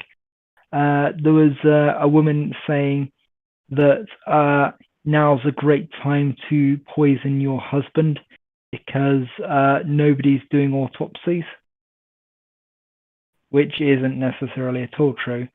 But the fact that she was encouraging it, and it was considered an empowering thing, and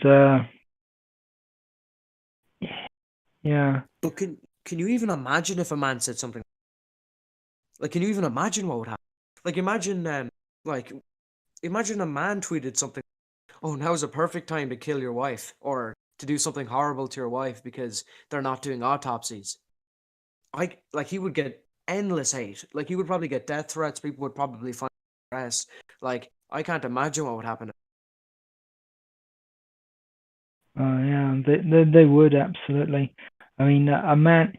It's I think one of the big reasons that people would get so angry is because men are supposed to be the protectors of women, but they're also supposed to be disposable. So it's almost okay for a woman to kill her husband, but it's abhorrent for a husband to kill a woman. So it's that's why you'll get these the femicide thing where they'll put up women who are killed by criminals and basically call them martyrs of all men, like say that all men killed these women, when actually it was just like one guy who had a breakdown or was like mentally unwell, or maybe even was defending himself. Who knows? Because a lot of these are very, very, like, it's very difficult to actually work out what happened because of the biases and things like that, and the fact there's often no video. And Yeah, it's incredibly scary. Like I have this one friend that I met recently, um, and another friend who I have who's been friends with him for a few years told me a story where a woman assaulted him, or a girl assaulted him. And he's quite a big guy, so I suppose he felt like he didn't want to hurt her, because it's not going to look good on for a bigger guy to be hurting, or a guy in general. But apparently she broke, I think, one or two of his fingers, and he was too afraid to defend himself. Like you said, men are sort of seen as the ones who have to protect, are disposable, so it's seen as much more horrible. there was a Yeah. if you could mute. There was a woman recently, like a 20-year-old, who married this 60-year-old man, and then he was suddenly found beaten to death. And I should mention that she's like some sort of kickboxing champion, and everyone pretty much knows that she did it. And he's quite wealthy, so it's quite likely she married him and killed him for his money, because he was found dead like a few days after they married. And it seems to be this like attitude of like you can just use men as a resource. You can lure them in and then just kill them off and keep what's theirs. And I I remember. think. Sorry, go on. I didn't mean to. Oh, I was just going to say, I think she probably thought she could get away with it, because they probably wouldn't have thought her capable of doing it, even though she was a boxer, which makes me think she didn't really think this through. That sort of reminded me of a story that this girl told me before. Like this was on. So there was this one girl, and she was a kickboxer. I think she was quite a talented kickboxer. And apparently, this guy came up to her, and he was saying, "Oh, like that you're talented or whatever, but you wouldn't like he basically he joked around with her, he insulted her, saying I think he probably undermined her ability to kickbox due to the fact that she was female or as a woman. And as horrible as I think that is, it's very horrible to undermine someone's opinion or ability like that, and to say it's any worse, or she's any less talented because she's a woman. That's horrible. She was celebrating and talking about how she beat the hell out of him. She was saying she kicked him, and she knocked him to the floor, and she started kicking him and hitting him. And there were these girls who were applauding that, and like regardless of how horrible it was that he said that that is aggravated assault, like that's illegal, like you can't do that. But people were people, like anyone she's ever told, just they didn't see an issue with it. Like, oh, this is girl power, that's amazing. But of course, like, a man could do that at all. I don't think anyone should do that at all. If the roles were reversed, like if I were to say I assaulted a girl, or a guy got into a fight with a girl because she undermined his skills, or she insulted him, or she hurt his feelings, people would not be very happy about it. It wouldn't fly very. Well, they certainly wouldn't consider it manpower. Well, actually, they probably would, and that would probably be part of the problem they had with it, that they'd consider it a male ego or something like that. And, you just sort of feel like you can hit this woman, whereas movies basically encourage women to hit men. Like movies, TV shows, they outright encourage it.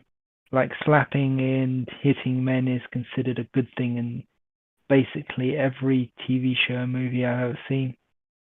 It's very, very hard to come across one where it's considered a bad thing.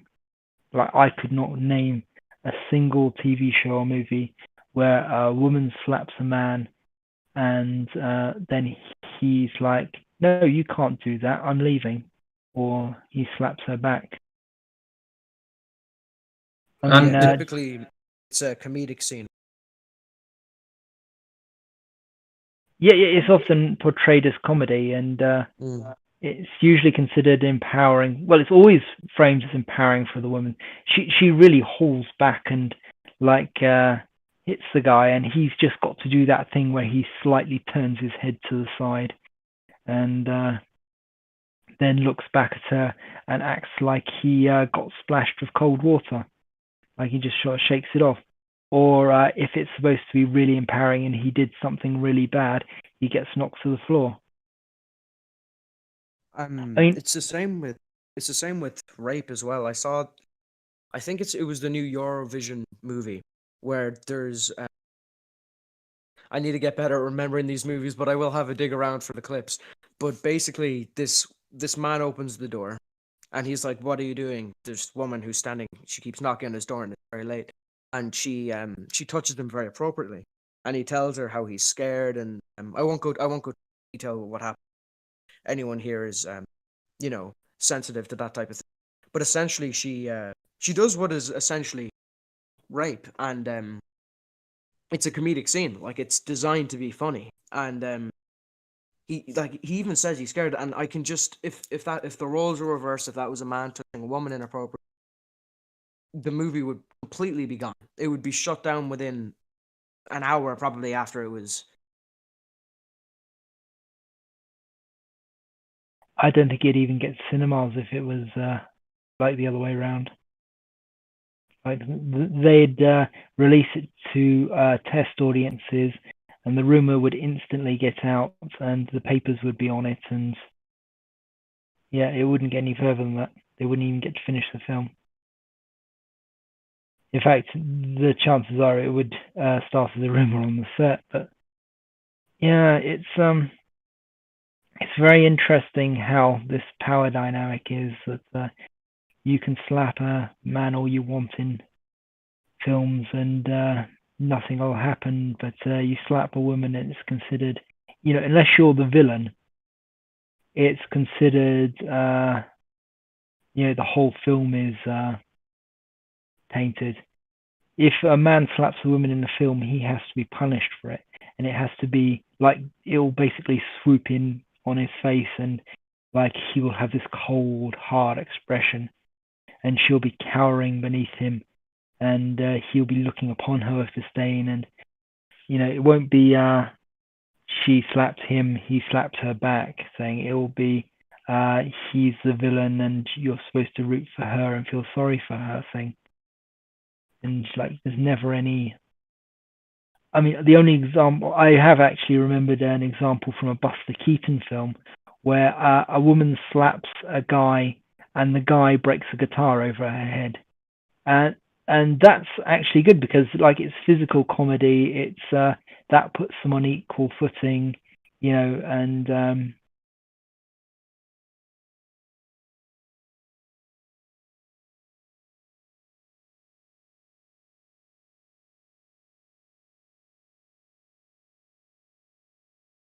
I suppose for movies, the safe option would be have the empowering moment, because trying to incorporate an empowering moment for men, like if you're a movie designer, if your job is to write a script, it is probably a much safer bet to empower women, because it would be more likely that someone would take offense to something that would be more empowering than women.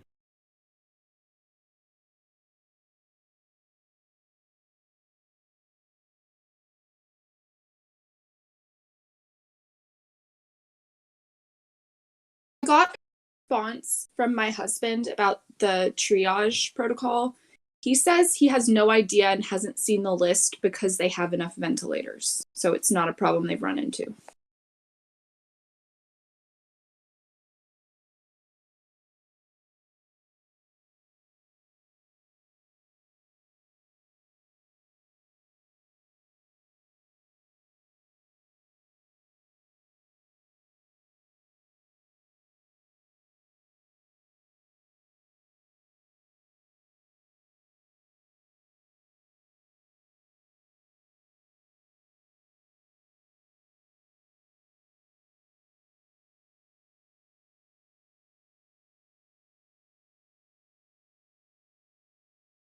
You guys are there?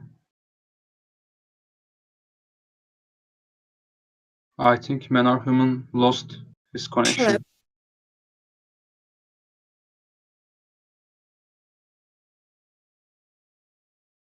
Can you hear me? Yes. Okay.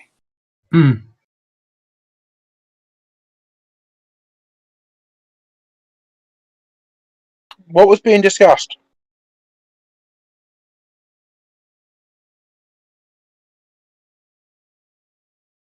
The negative portrayal of men in adverts and TV media.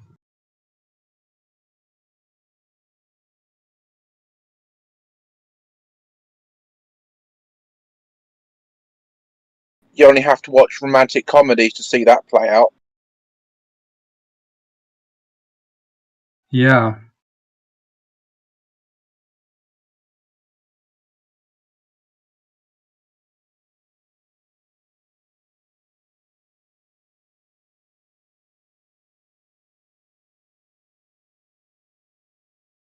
Or even action films like Die Hard. Yeah, most of the films and comedies are made from cliché and stereotypical gender roles. People complain about it, but every time they make fun of it, and everyone seems to be happy. It is quite contradictory.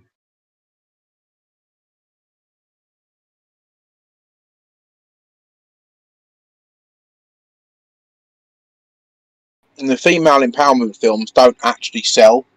This is what is almost comical about it.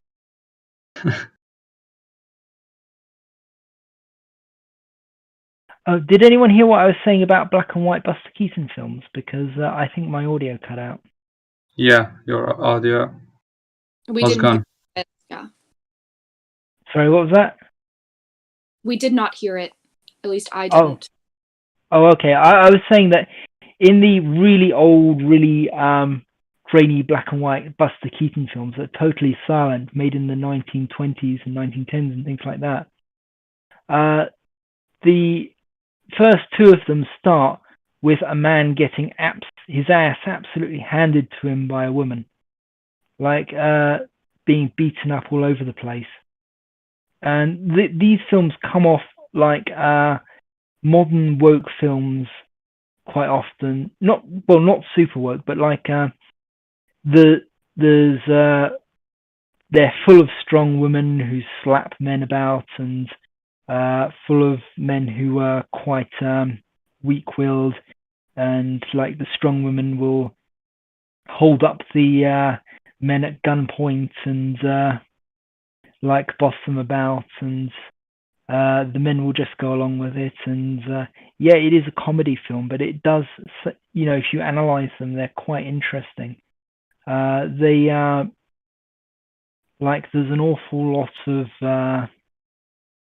stuff like that. The only example I've ever seen of, I've just remembered of a woman actually getting slapped back in a film is in a Buster Keaton film, like an old Buster Keaton film. She slaps a man and he just picks up his guitar and blonks her over the head with it and smashes it. It's quite funny. And I like that because it's like engaging women in the slapstick, and like it's like saying that women can do slapstick too. If it's just all one way, and if it's all realistic, like with the slapping and stuff like that, which is how the first two Buster Keaton movies start, it feels a lot more like domestic violence, and it's not cartoony enough to really call slapstick.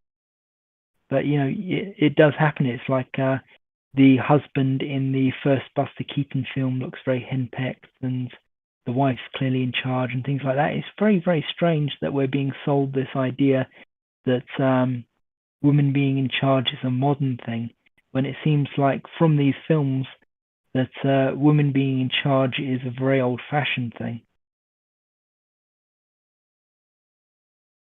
We only have to look at British history to see how old-fashioned women being in charge is. possibly the greatest monarch we've ever had was Elizabeth I.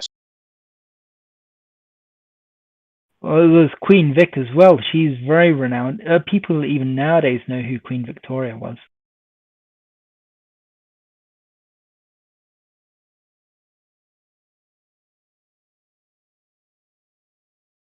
Does anyone else have anything to add? Because we are at the 2-hour mark, and I realise that a lot of people probably want their dinner and things like that. So Yeah, I just had mine, so oh, okay. Yeah. Well, would everyone like to wrap it up here then? are we gonna do the insult show next week? Yeah, sure. We can do Okay. incels next week. Okay. If you want to invite some incels along, anyone, please I don't do. think they'd be able to. None of them will come out publicly, so I'm the only one that's out publicly. So Well, you I'm can really- tell them to make some more. Sorry. I'm super excited for next week. I thought I'd missed the incel talk. you can watch my documentary. It's in the channel somewhere. Oh, cool. We'll have a look Sure. at that. Yeah. Find it, yeah. Is there any other reading you think we should look up? Is there like a good website I could read on? Not that one that you want to punch your computer. So What? you might want, if you go on it in some form, you might want to punch your computer about the things that they say about women. So Oh, I have real tough skin, darling. I don't care. okay, you say that, but okay. Yeah, I think we should make sure that we have a realistic view of incels, because there are very nice incels, but we should also remember there are. Actually, you some- posted my speech, didn't you, Mm. on Twitter? Oh yeah, yeah, I saw your speech as Yeah. well. You were talking about how a lot of it is actually shit posting. Yeah. So just Yeah. post that on in the voice discussion chat if you find it again. Oh yeah. If you've got that, please do post it. Okay. If not, I'll try and hunt it out. But Have you all ever seen, it's like a short documentary. I don't know if it's a documentary or like what exactly you call it. It's like feminists versus men's rights activists, and they do this like middle. That's the Jubilee one, and 2 of them weren't men's rights activists. Only the one was. Well, okay. Well, I'm trying to get as much research to prepare as I can. Yeah. Only one person was the men's rights activist one. The other 2 weren't. So No, we might be talking about something else, because there was probably 5 men that were in the men's rights categories. One of them was like talking about father's rights with divorce, and then one of them was saying that he does identify as an incel. We might be talking. yeah, about that's the same one. Yeah, I know the person that in that video. Yeah, he's not like a men's rights activist. He was an incel, or he is an incel. So yeah.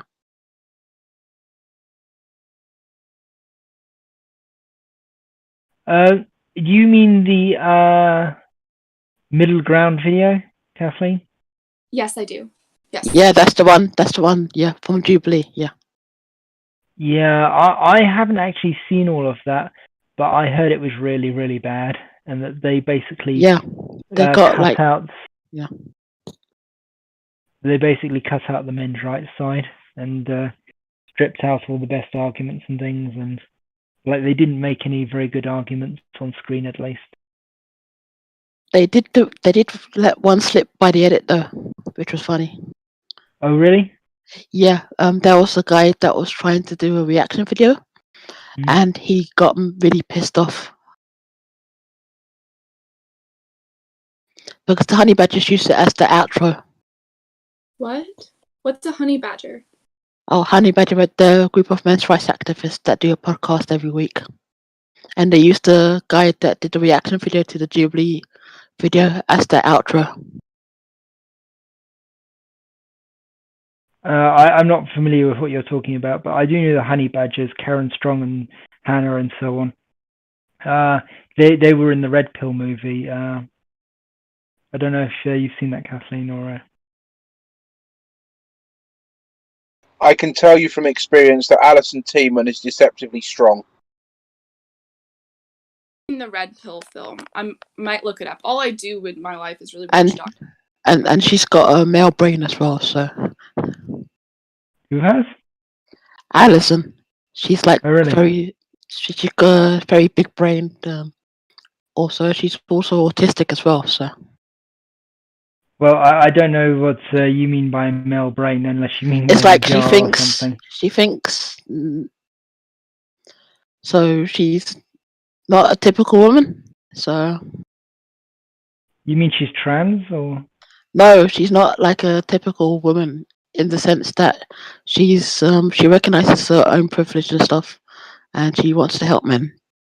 So Yeah. Well, and she's very like straightforward with her words. She doesn't mince her words either. So she's very straightforward and honest most times, anyway. well, She's actually a little I'm bit not sure scary. I followed most of that, but sorry, M Painter. Alison's a little bit scary when she gets going. She can be overly blunt, I found. Yeah, that's why I like her. Karen's the one who scares me.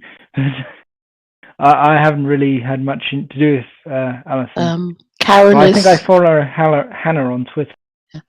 Karen is nice once you get to know her. She's not that scary in person. So. She comes same over thing. as that really strict teacher you have when you're like 5 who scares the Same shit out of thing. you. Yeah, same thing with Hannah as well. I met them before, so. Oh. Well, I think it's Hannah I follow on Twitter. It might be Alison. I'm not sure. I'm very bad with names, but I follow a lot of their stuff, and it's they do very good commentary and stuff. I tend to keep away from Karen because everything Karen says makes me incredibly angry. Just not at her, but like at she comes up with a lot of stuff which people should be angry about, but getting angry too much is really bad for you. Yep. That's why the red pill rage is a thing. Yeah. But I do like all of the honey badgers. They seem like awesome people. Even if I wouldn't want to be in an argument with them. But yeah, Kathleen, if you can see the Red Pill movie, do give it a go. It's actually very interesting. It's I don't know kind if of you know hard to about it. find now, right? Correct? Sorry, what? It's kind of hard to find now. It's on Prime Video if you got that. What? It's on Prime Video. Like Amazon Prime? Yeah. Okay. Yeah, I have that. If I can figure out how to work it. Yeah, it's not on Netflix or anything like that. They wouldn't take carry it. because it was controversial for something. I thought it got taken off of YouTube at one point. You could do that because Cassie doesn't make a profit from it no more, so.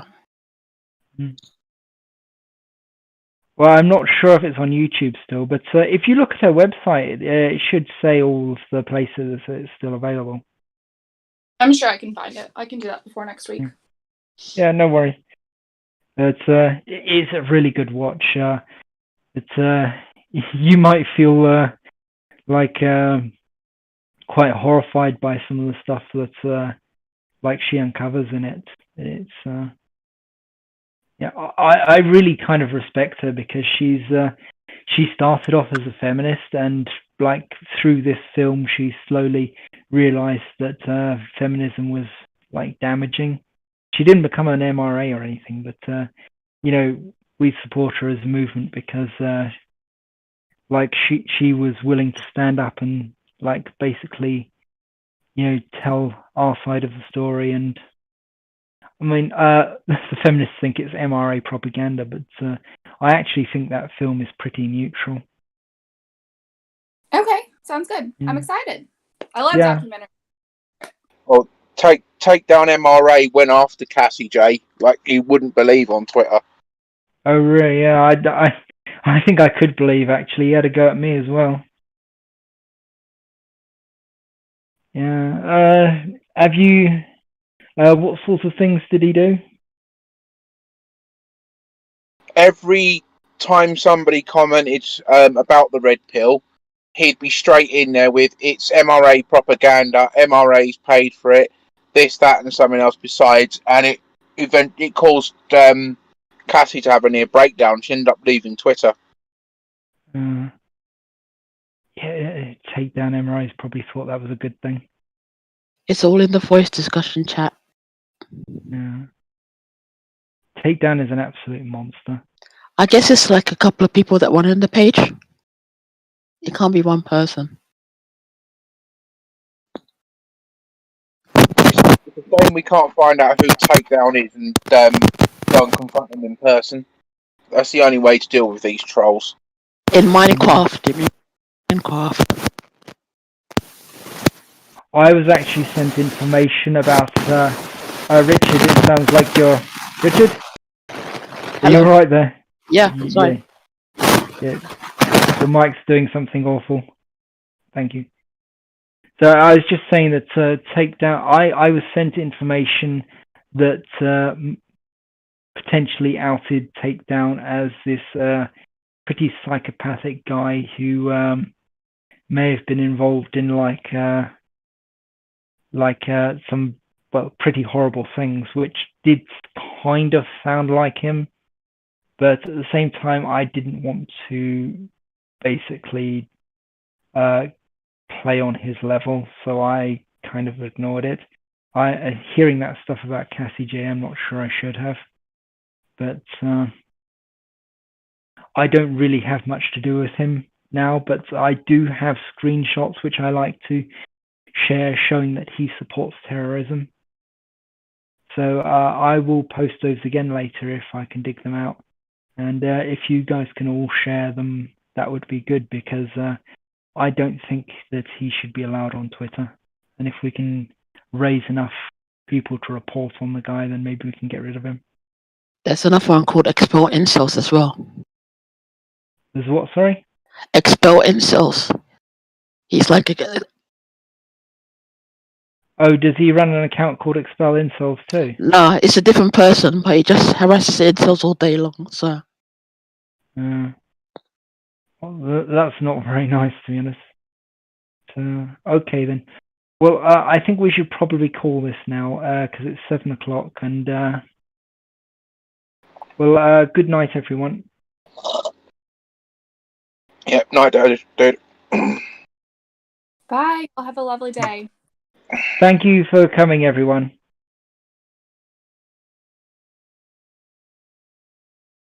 If anyone just wants to shoot the shit for a little while, I'm going to be around, so...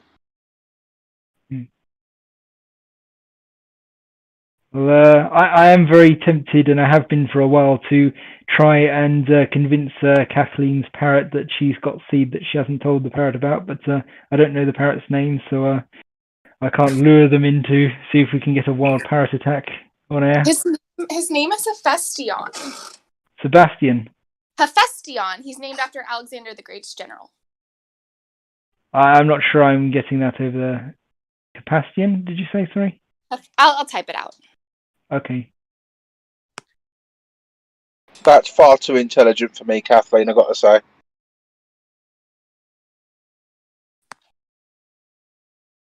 Oh, Well, Hephaestion. he's an Alexandrian parrot. So Alexander the Great is the one who brought them to Europe, and he brought them with him on all his war campaigns. He had a slave specifically devoted to taking care of his parrot. Really? And it had a gold and ivory cage, so we named it after his favorite general, possibly his lover, Hephaestion. He's a good boy. That's really interesting. I didn't know that.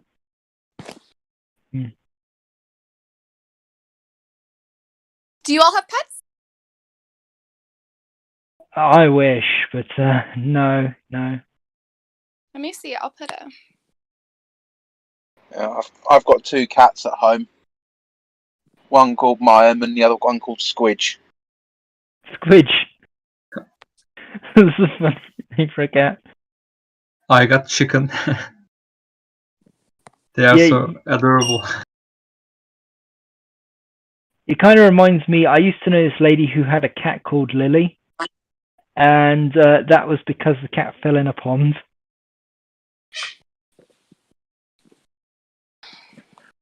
So they called him after a lily pad or something. Mayim's like a stroppy teenager, and Squidget's like a cuddly little child. That's a very interesting, conflicting personalities there. Have you seen the book on Amazon called How to Know Your Cat's Planning to Kill You? Oh, I did hear about that actually. It's a real book. It was written by our cat Mayim. That's quite funny. You said it was written by a cat? Mind? What did you say? No, but one of our cats at home, Mayim, is a right stroppy little cow. She won't let you pet her or anything at all. And we joke around that she's planning on killing us in our sleep. And there's a book on Amazon called How to Tell If Your Cat is Planning to Kill You. You know, if you die in the house with a cat and it doesn't have any food, it will eat your body, but a dog will not. And they eat your face first. I don't know if that's like too much information, but I've seen that in an episode of a TV series called Bones. Yeah. Yeah, I don't want a cat, to be honest.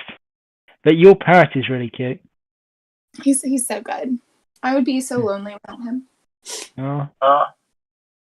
I bet it's pretty painful. And who's trying to eat your earring? Yeah, he was trying to pull my earring off there. He's not bad about that. Like, I've had other birds that really like jewelry, but he was just being playful and cute. Oh. It kind of reminds me... Sorry, what was that? I said it didn't hurt or anything. Oh, cool, good. I was going to say, it looked kind of painful. Yeah, it kind of reminded me of... I saw this Amazon review for some safety glasses once from this lady who had a pet chicken that she let perch on her shoulder, and she had like safety glasses in case the chicken decided to peck her in the eyes. Oh, he's never like tried to go for my eyes or anything, but no, he's a good bird. I don't think the chicken would either. I think she was just worried that she might or he might. I'm not sure which it was. Well, so I mean, birds. He like preens my eyelashes. Like he like goes. So like that can be kind of freaky, but your eyelashes. Yeah. That's hilarious. You must have very well groomed eyelashes. So I guess I trust close to my eyes, you know. I guess as long as they don't smell like strawberries or something, you'll be all right. Yeah. I mean, parrots are smart enough not to do too much damage, I think. He's a pretty good bird. Let me see if I have. He loves kisses, and he loves to steal my husband's food. Really? Let me see if I have.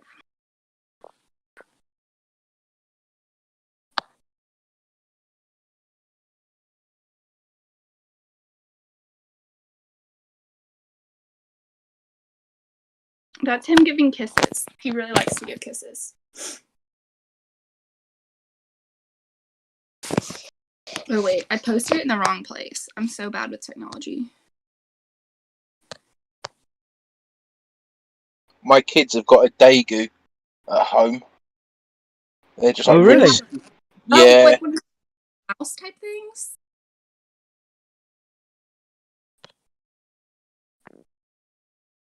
Yeah, just the one Daegu. Doesn't like being cuddled or anything. Oh really? That's really weird because Dagus are usually very friendly, but then again, they say you're supposed to keep them in groups, like 3 or 4 of them. Yeah, we did have 3. One died, one escaped, and obviously there's one left. Oh. But because they've also got a cat, I'm not going to get another Daegu for them or anything. Shame. Are they very expensive? So the 3 we got were about 20 quid each, plus obviously a cage and everything else. Okay. One of my good friends has a giant turtle that walks around her kitchen. Actually, it's a tortoise, and it like eats like lettuce and stuff. But it kind of like poops all over her floor, which I think is gross. Yeah, you used to toilet train their tortoise, I think. I don't know if you can with a tortoise, you know? They can live like 200 years, the big tortoises. Mm. I think it's super interesting that parrots are so long-lived because, you know, so a macaw can live 100 years, but they have such a fast metabolism. I can't think of anything else that's heart beats that fast and it has to eat that big of a percentage of its body weight that lives that long. Most things with fast metabolisms live very short lives.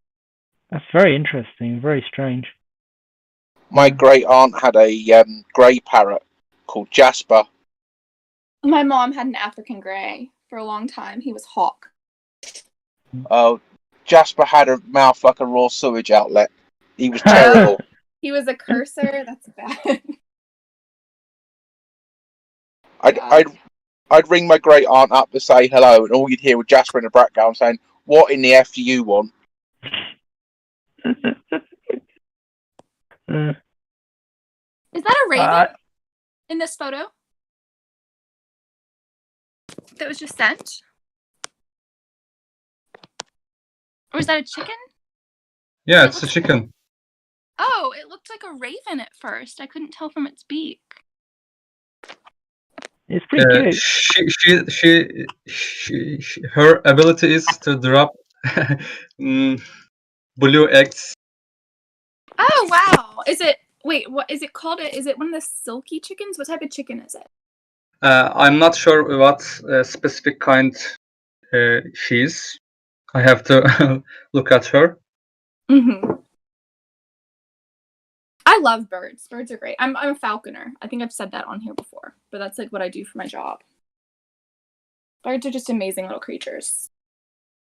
I've not been chickens very often though. I've like gotten their eggs and stuff, but I've never like bonded with a chicken.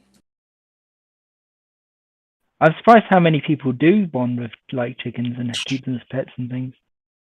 Like I've seen videos of them running to greet people who are getting off of buses and things, and like doing zoomies and things. It's quite funny.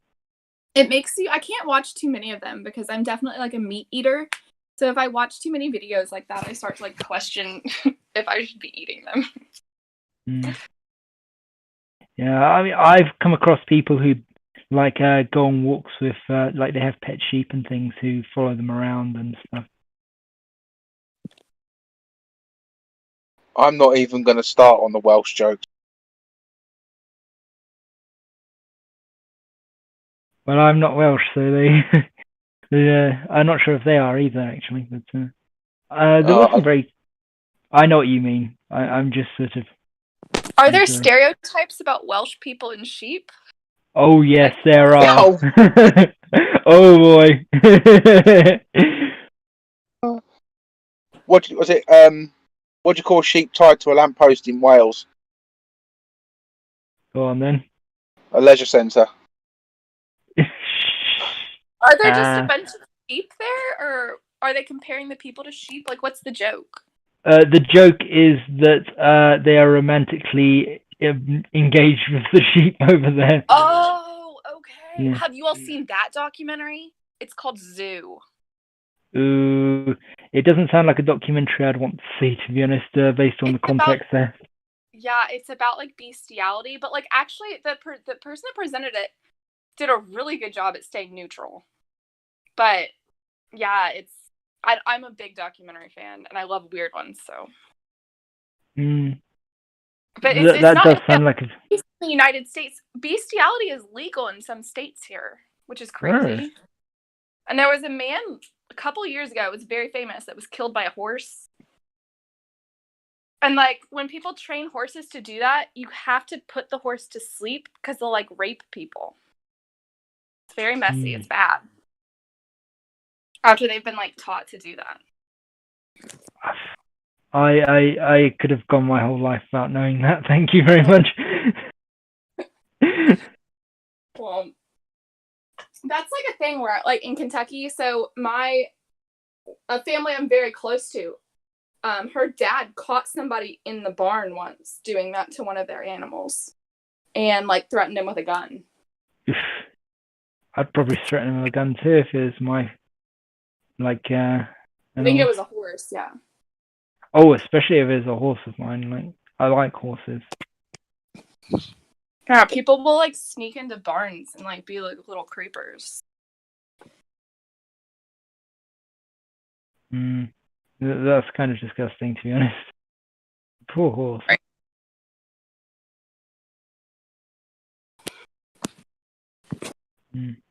Do you have you been around horses a lot? Oh yeah. I used to be around them all the time, although I haven't been for a long while now. Oh, I used to ride them and things. I sold saddles for years and years. Human, do you remember the Darling Buds of May? Was that old western set in a village? Well, it was set in the Kent countryside. Oh, It had a no, I'm thinking of Little Women or something. No, am I? I have no idea. Go on. No, there was a black cart horse that was used in that. Oh. And, yeah, I've been out on him. Oh, really? Well-behaved horse. Very well-behaved. Yeah, I only ever rode a cart horse once. It was a big, what are they called? Shire, I think. The one with the feathery hooves and the big brown coat and. Yeah, Shire. Huge horse. Very, very nice. His head was as big as my entire body, pretty much, like from like down to my knees. He was huge. Yeah. I have a question since y'all are in the UK and know about horses. Is fox hunting illegal there now? I do a lot of work with the fox hunt here, but I think it's different in the United States than it is in the UK. Like our hounds are very slow. Like we keep our hounds kind of fat and slow, and we breed them slow, and they almost never catch anything, and they usually chase coyotes. It's illegal there now, but people still do it, right? It was illegal. I think that I seem to recall that the first thing the Tories did as soon as they got in was try and make it legal again, but I didn't follow it to see if they did or not. No, I don't think they did. I think it's a much more dangerous sport over there. Like you all jump the ditches and all of that. We don't have that here. Yeah, it's much more like a cross-country hack, and they'll have hounds that are raised from birth to kill foxes, and like they'll have I don't recall if they take guns with them or not, but no, they probably don't. But they definitely have like the bugles and the red coats and things like that, and it's very vicious. Often they'll go around and they'll block up the holes of foxes with cement so they can't get back in, and things like that. It's really different here. Like they go out in the red coats and they have all the hounds, but they chase usually deer or coyotes because we don't have a lot of foxes. And I mean the hounds never catch anything. So I was kind of confused like why there was a big outcry about it, but I guess it's more of like a blood sport over there. Yeah, it is. Yeah. It's basically the last legal blood sport, or at least it was. I mean, it still goes on, but the police kind of turn a blind eye to it a lot. Yeah, a friend of mine, she went over there and went out with a fox hunt. She's fox hunted here for years, and she told me, she was like, I was scared, and one of the guys that like came from the United States with her, he broke his shoulder even though he's ridden his whole life. Like she was like, I was genuinely scared. Like it was like a lot. Like it was very fast paced, and I mean she's a great rider, but she said it was really scary. Yeah. I'm really not sure what they get out of it, to be honest, because it's like they kill one fox and it's, I don't do it more like they do it here. Like I get why people go out here and you're basically you're chasing the hounds, but there's not enough foxes, so you don't want the dogs to catch him if you all ever sight one. They sight a fox here like 4 times a year, the hunt does. Like it's usually deer and coyotes. Yeah, around here, I go out jogging at night, and you'll just see foxes running around. Like sometimes you'll see two of them. Did you ever It's, see? Have you seen where they've domesticated the foxes, the Siberian foxes? Is that the ones where their ears turn floppy? Yes, and they start acting more like a dog. It was like a breeding project for a fur farm, and they were just trying to make them like less vicious, I guess, so that Yeah. it was easier to work with them. But they're selling them as pets now, I believe. But they don't make great pets. Mm. Place Well, I used to work in London, we had a fox that used to come round and just hang around at the yard. You know, we were handling extremely dangerous chemicals, and he'd just come and chill out with us. That's kind of interesting. Did the fox let you go up to them or anything, or would it just sort of wander off? It would wander off, but it would come close enough so it could probably smell you. That's very interesting. I wonder what was going on there. Oh yeah, I do Food, know I a few think. people have pet foxes, and you do have to know what you're doing with them. But yeah, I mean, there's one on YouTube called Finnegan Fox, and I've seen that, yeah. yeah, Do you it's all a funny have fox. Sorry, what? possums? Possums? Opossums? No, we don't. We have hedgehogs. We have a possum here in our yard, and he's so fat his belly drags on the ground because I guess he eats out of everybody's garbage. Really? Oh. Oh dear.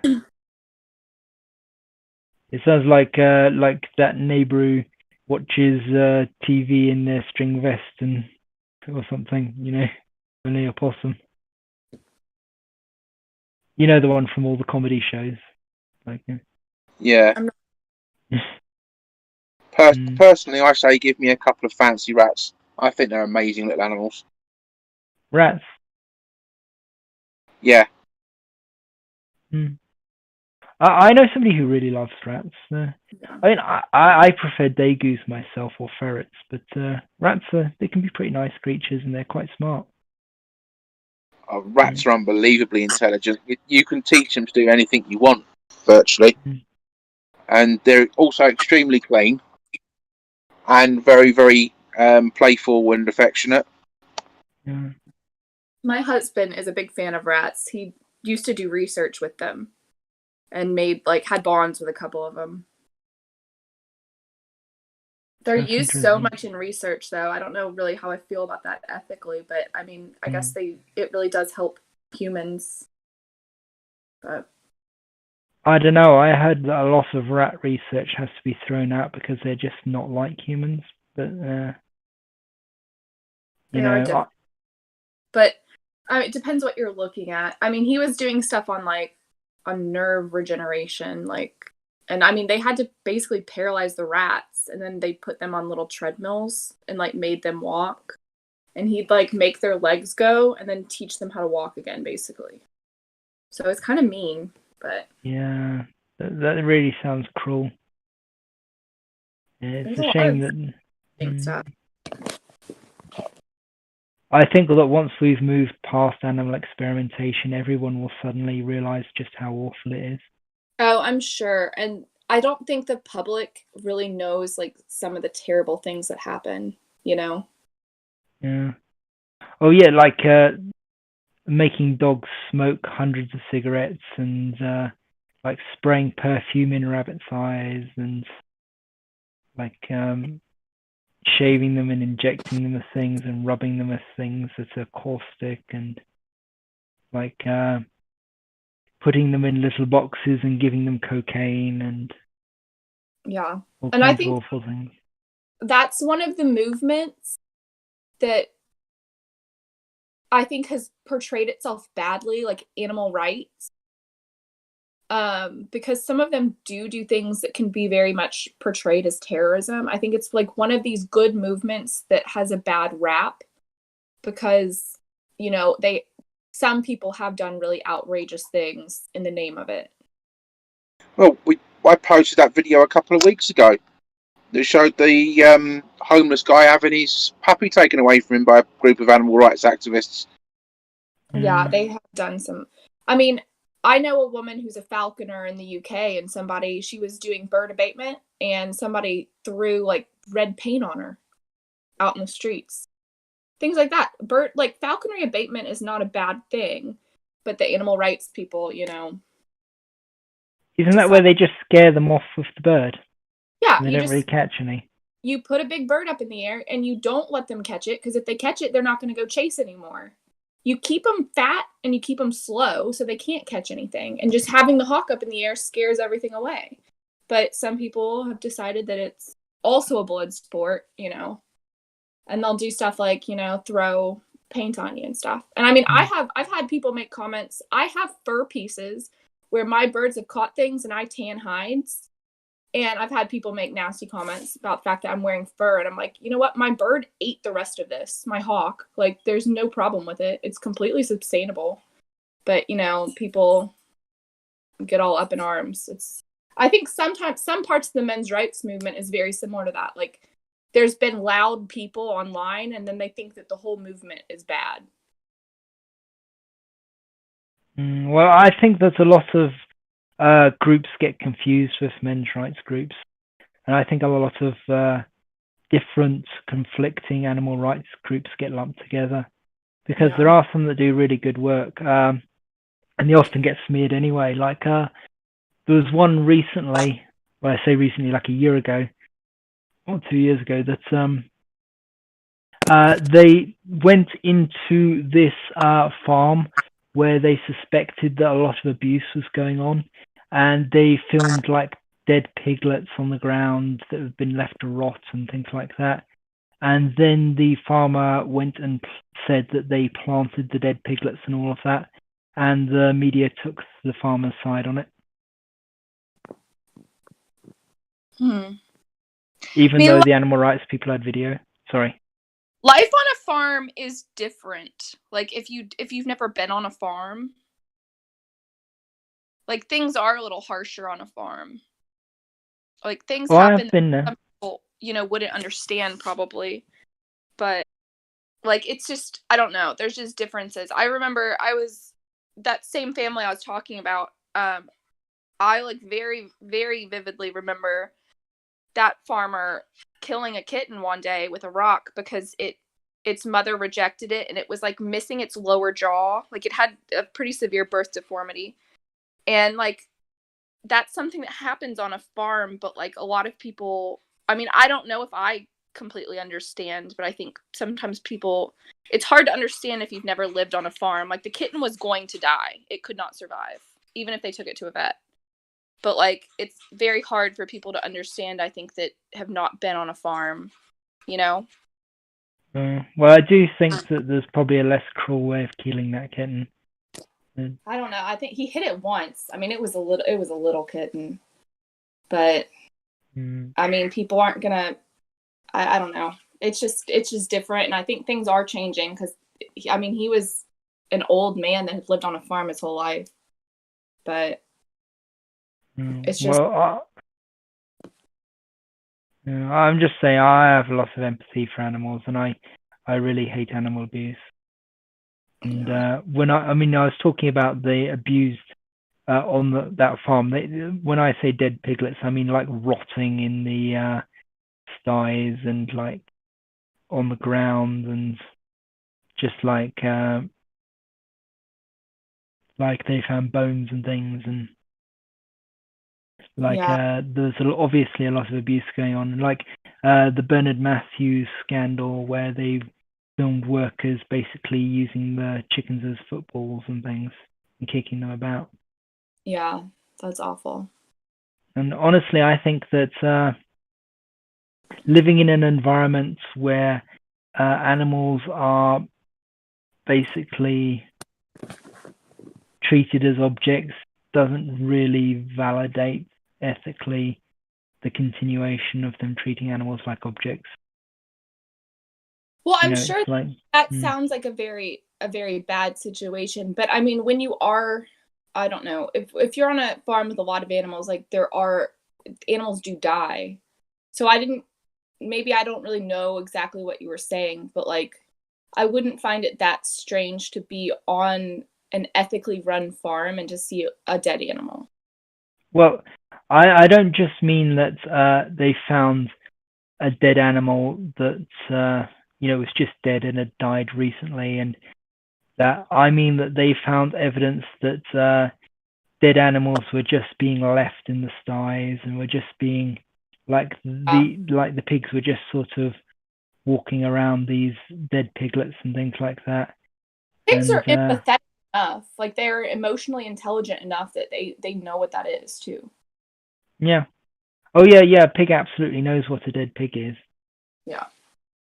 And like if you take a cow's calf away, they'll grieve for it. Yeah.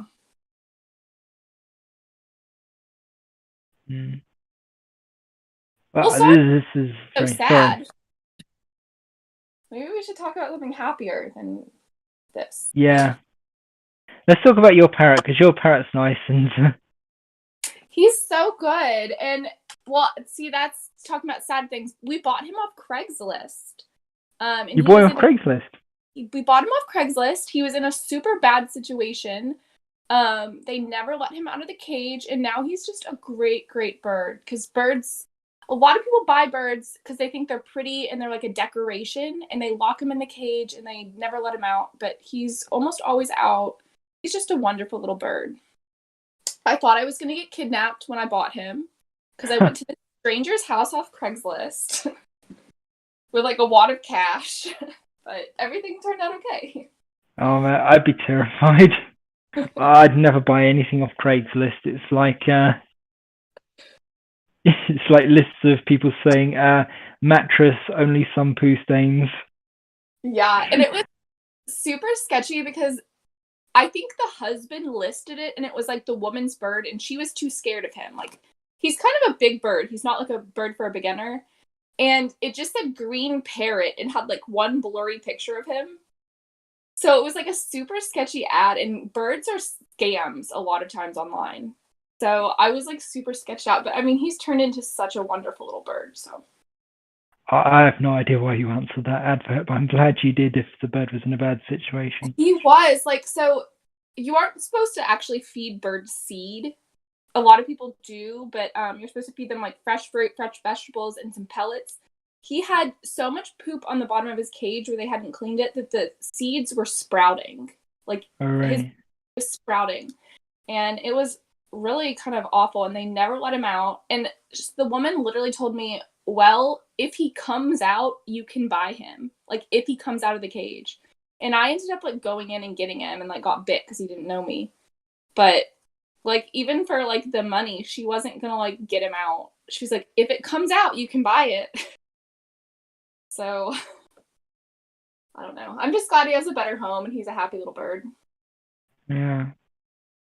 I saw a YouTube video by this I think she's a teenager. She rescues birds and things, and she found this one in a cafe that was just kept in this cage, which was only slightly bigger than the bird. Yeah. And it was starting to do that thing where he plucks feathers.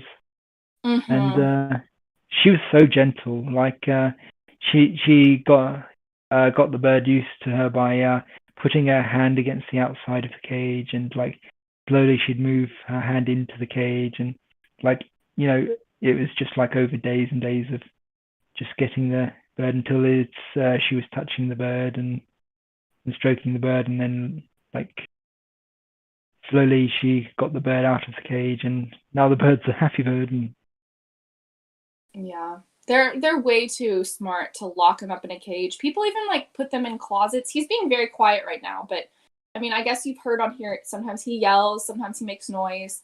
So people will like put him away in a closet or like put a sheet over their cage all the time so they don't make noise. People buy them and they don't know what they're getting into.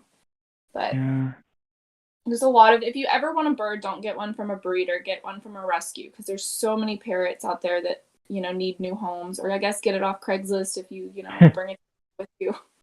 But there's just... I'm not getting one off Craigslist. I tell him all the time. I'm like, you're a Craigslist bird. Do we even have Craigslist in the UK?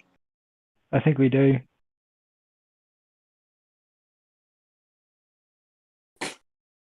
It's risky. Like, I'm glad I got in, but like, be careful.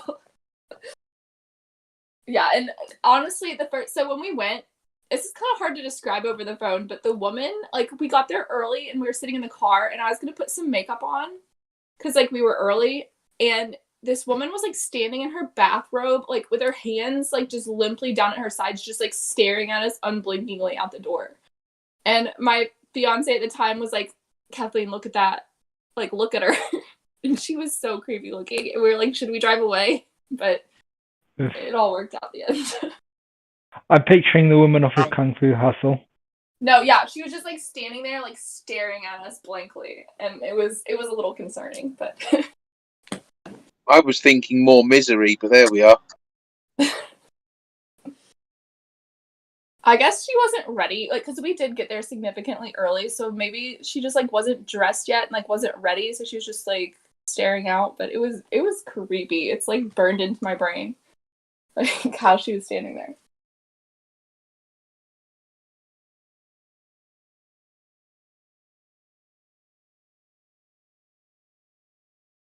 Do you think Craigslist is significantly more dangerous than like dating apps, like Tinder and all that? I mean, that's also just like meeting a random stranger.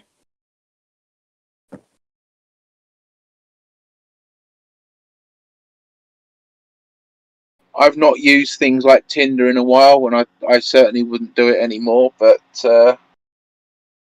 I've got no experience with Craigslist, so I wouldn't really know.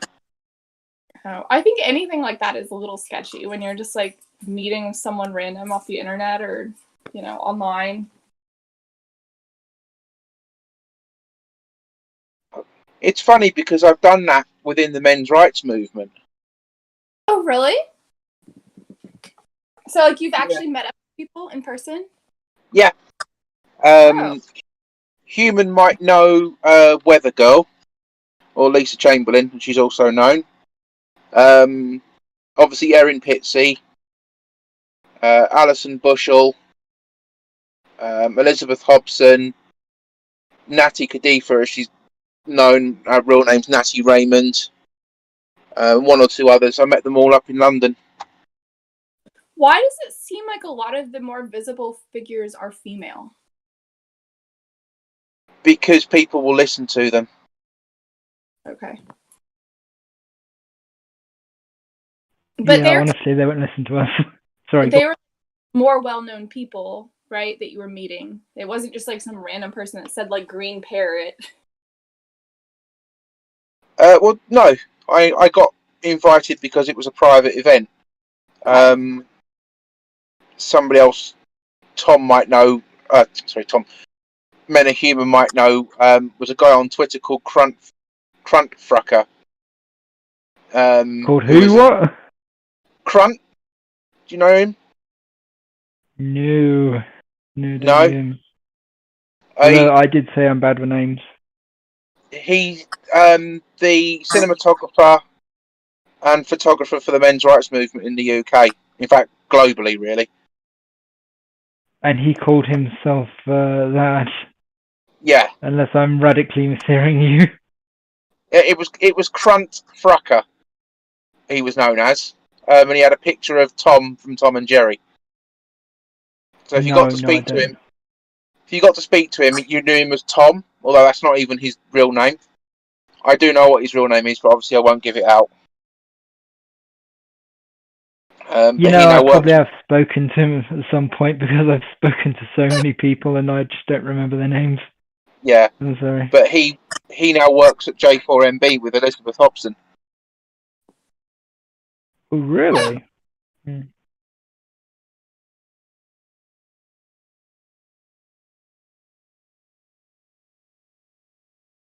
Yeah, I have noticed JM4MB or whatever their acronym is, but yeah, they seem like a good group. Well, yeah, Elizabeth is running it now. She's the leader. Mike Buchanan stood down 3-4 months ago. He's now off running a different website. Sorry, I'm gonna move to a different room so he doesn't yell. Yeah, they don't have a mute function, do they? They're like kids in that regard. That's why some people put them in closets. Yeah, I bet.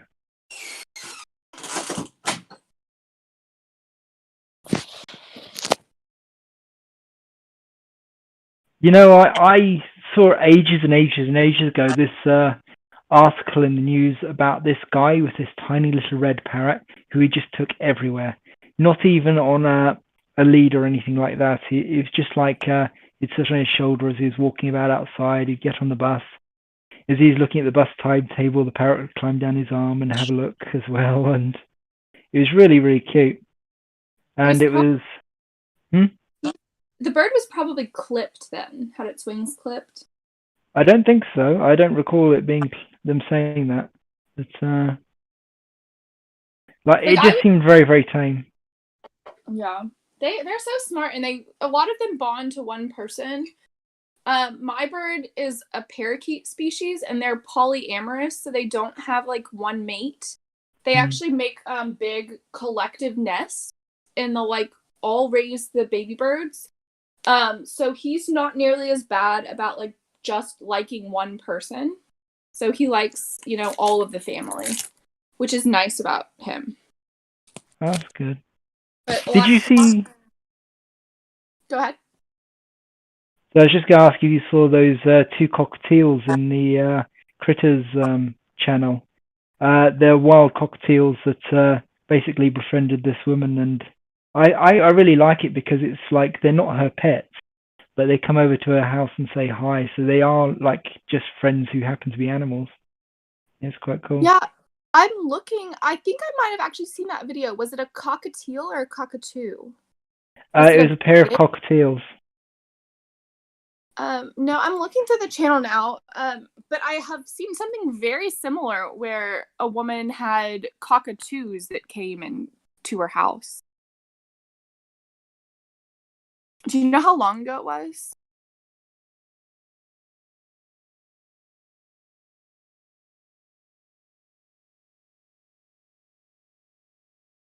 Are you there?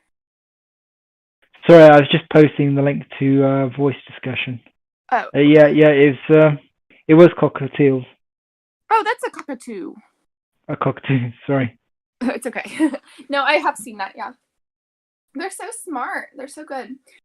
Is she in Australia, or is that somewhere where they have established a like invasive population? It says Sydney, Australia. Okay, yeah. So they're just wild there. Yeah.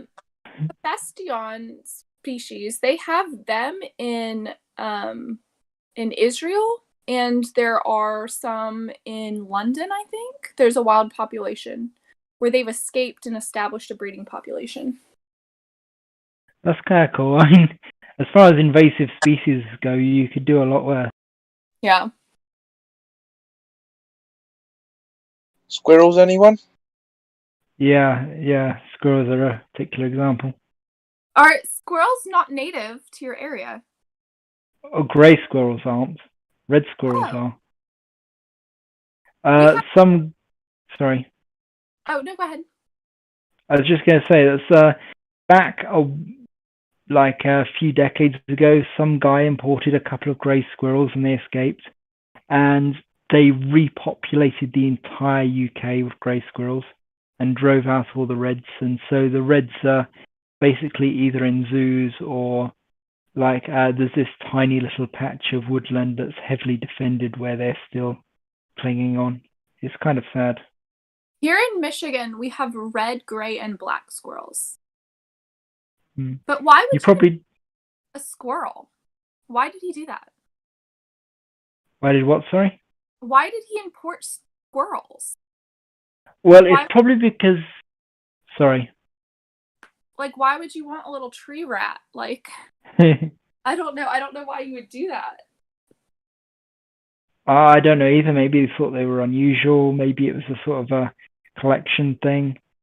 But it's really, really sad because British red squirrels are really beautiful. I don't know. I wonder if they're the same as our red squirrels. Let me Google it.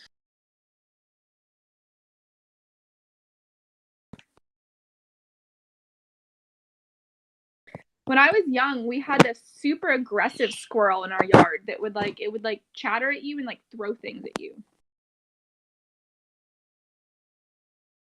It's actually kind of funny. That's different than our red squirrels. I don't think we have those. Yeah, we also have a red squirrel. It's like bigger than the gray squirrel, but it doesn't have like the ear tufts and all that. Ours is a little more boring looking. I've always liked our red squirrels. They're really beautiful things, but I've never seen one in the wild, sadly. Oh, really? Oh, we have so many squirrels. Yeah, we have basically the little tree rats everywhere. Yeah. They're not. I don't think they're nearly as smart as another rat, like a Windsor rat or anything. I'm not. I've had a few close calls in my time with the British wildlife. Like what? They like running out of trees and bushes and things. And like scaring you, like startling you? Well, because I'm a lorry driver, or a truck driver, they tend to run across the roads. Oh. Yeah. It is a shame. I mean, like the only badger I've ever seen was a dead badger by the side of the road. Badgers are beautiful things. You have to report it as well. Oh, do you? If you hit a squirrel? If you hit a badger, you have to report it. Oh. Okay. I bet they didn't report this one because it was just shoved in the bushes. Probably not, but unfortunately, most people in the UK don't know how to drive on the roads, let alone what animals need to be reported if you hit them. It's kind of sad because they also cull them, but they're not exactly common anymore. I think they've actually stopped culling them now. I think they've called an end to it because it was never very effective anyway. I think it's just the farmers thought it was effective at stopping TB, but... Do they carry tuberculosis, badgers? Well, it's rumored that they do. I think they do carry it, but the evidence that they transfer it to cattle is very, very slim, because I think it's supposed to. I don't really remember, but from what I gather, there's nothing to support the idea that badgers give cattle tuberculosis.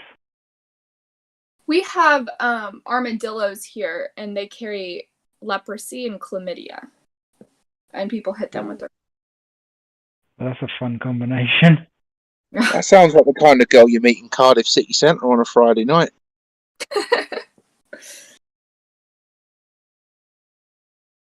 Do y'all have deer in the UK? Like that run out in front of your car and stuff? I guess you all have. Oh yeah, we've got loads. Smaller deer though, right? Sorry, what? But you all have smaller deer than we have, correct? I'm not sure. I've never hog-tied one and taken it to America to compare. Is it a white-tailed deer, or do you all have something else? White deer. We have red deer. But you can get white deer. There's like a very famous British emblem. It's the white hart, which is a white deer. Yeah, the stag. Yeah. Well, our deer are called white-tailed deer. And I'll get a picture up of a. Okay. You should thank your lucky stars you don't live in Sweden and have an elk run out in front of you. We have, up here in Michigan, we have moose, and they're mean. Now, in Sweden, they actually had to, for cars to be sold in that country, they have to actually pass the elk test. And there's so many that actually failed.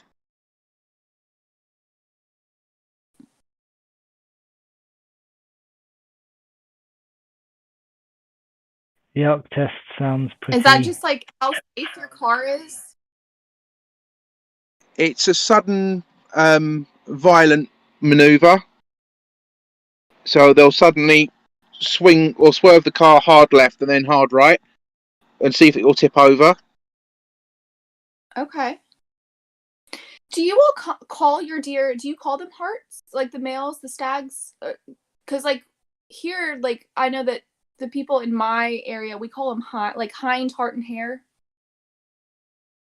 We only really call the white heart deers white heart. We only call Okay. them the heart deers, but they're more of a symbol than anything.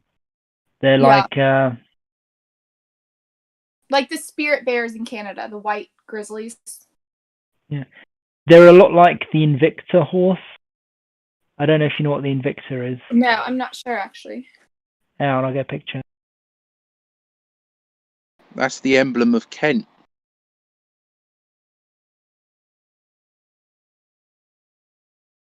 I know that like up in the northern United States, we have white animals like the white stags and the white spirit deer, that it's like highly encouraged that you do not hunt them because the native people have them as like a spiritual symbol. And like if you shoot one, there's like a lot of outrage. But it's not illegal. It's just like highly suggested that you don't do it. I don't like shooting animals anyway, so I don't think I will be going after. Well, shooting animals. I don't either. It's like extra bad when.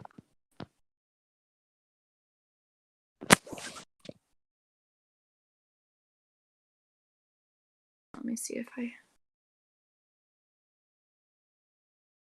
I don't think there's actually an awful lot of hunting that goes on in the UK. There's if I'm probably honest. more here. Yeah, that's a spirit bear.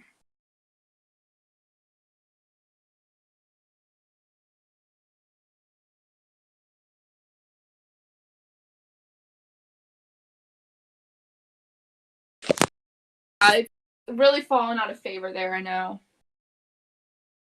I've been in areas though, so I'm from an area in the United States in the mountains, and there's some real poverty. I mean, I've known families that do things like deer hunt, and there's some families that if they don't shoot a deer that winter, they will be stretching their food kind of thin. Yeah, that's kind of sad. I mean, I'm not going to stop people trying to feed themselves, but I mean, I disapprove of hunting animals generally. Yeah.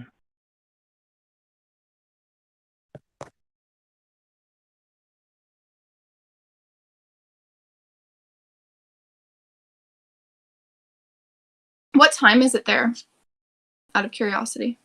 Oh, here it's 8 o'clock. I think we better stop now. Okay, it's only 3 here, but it was good talking to you all.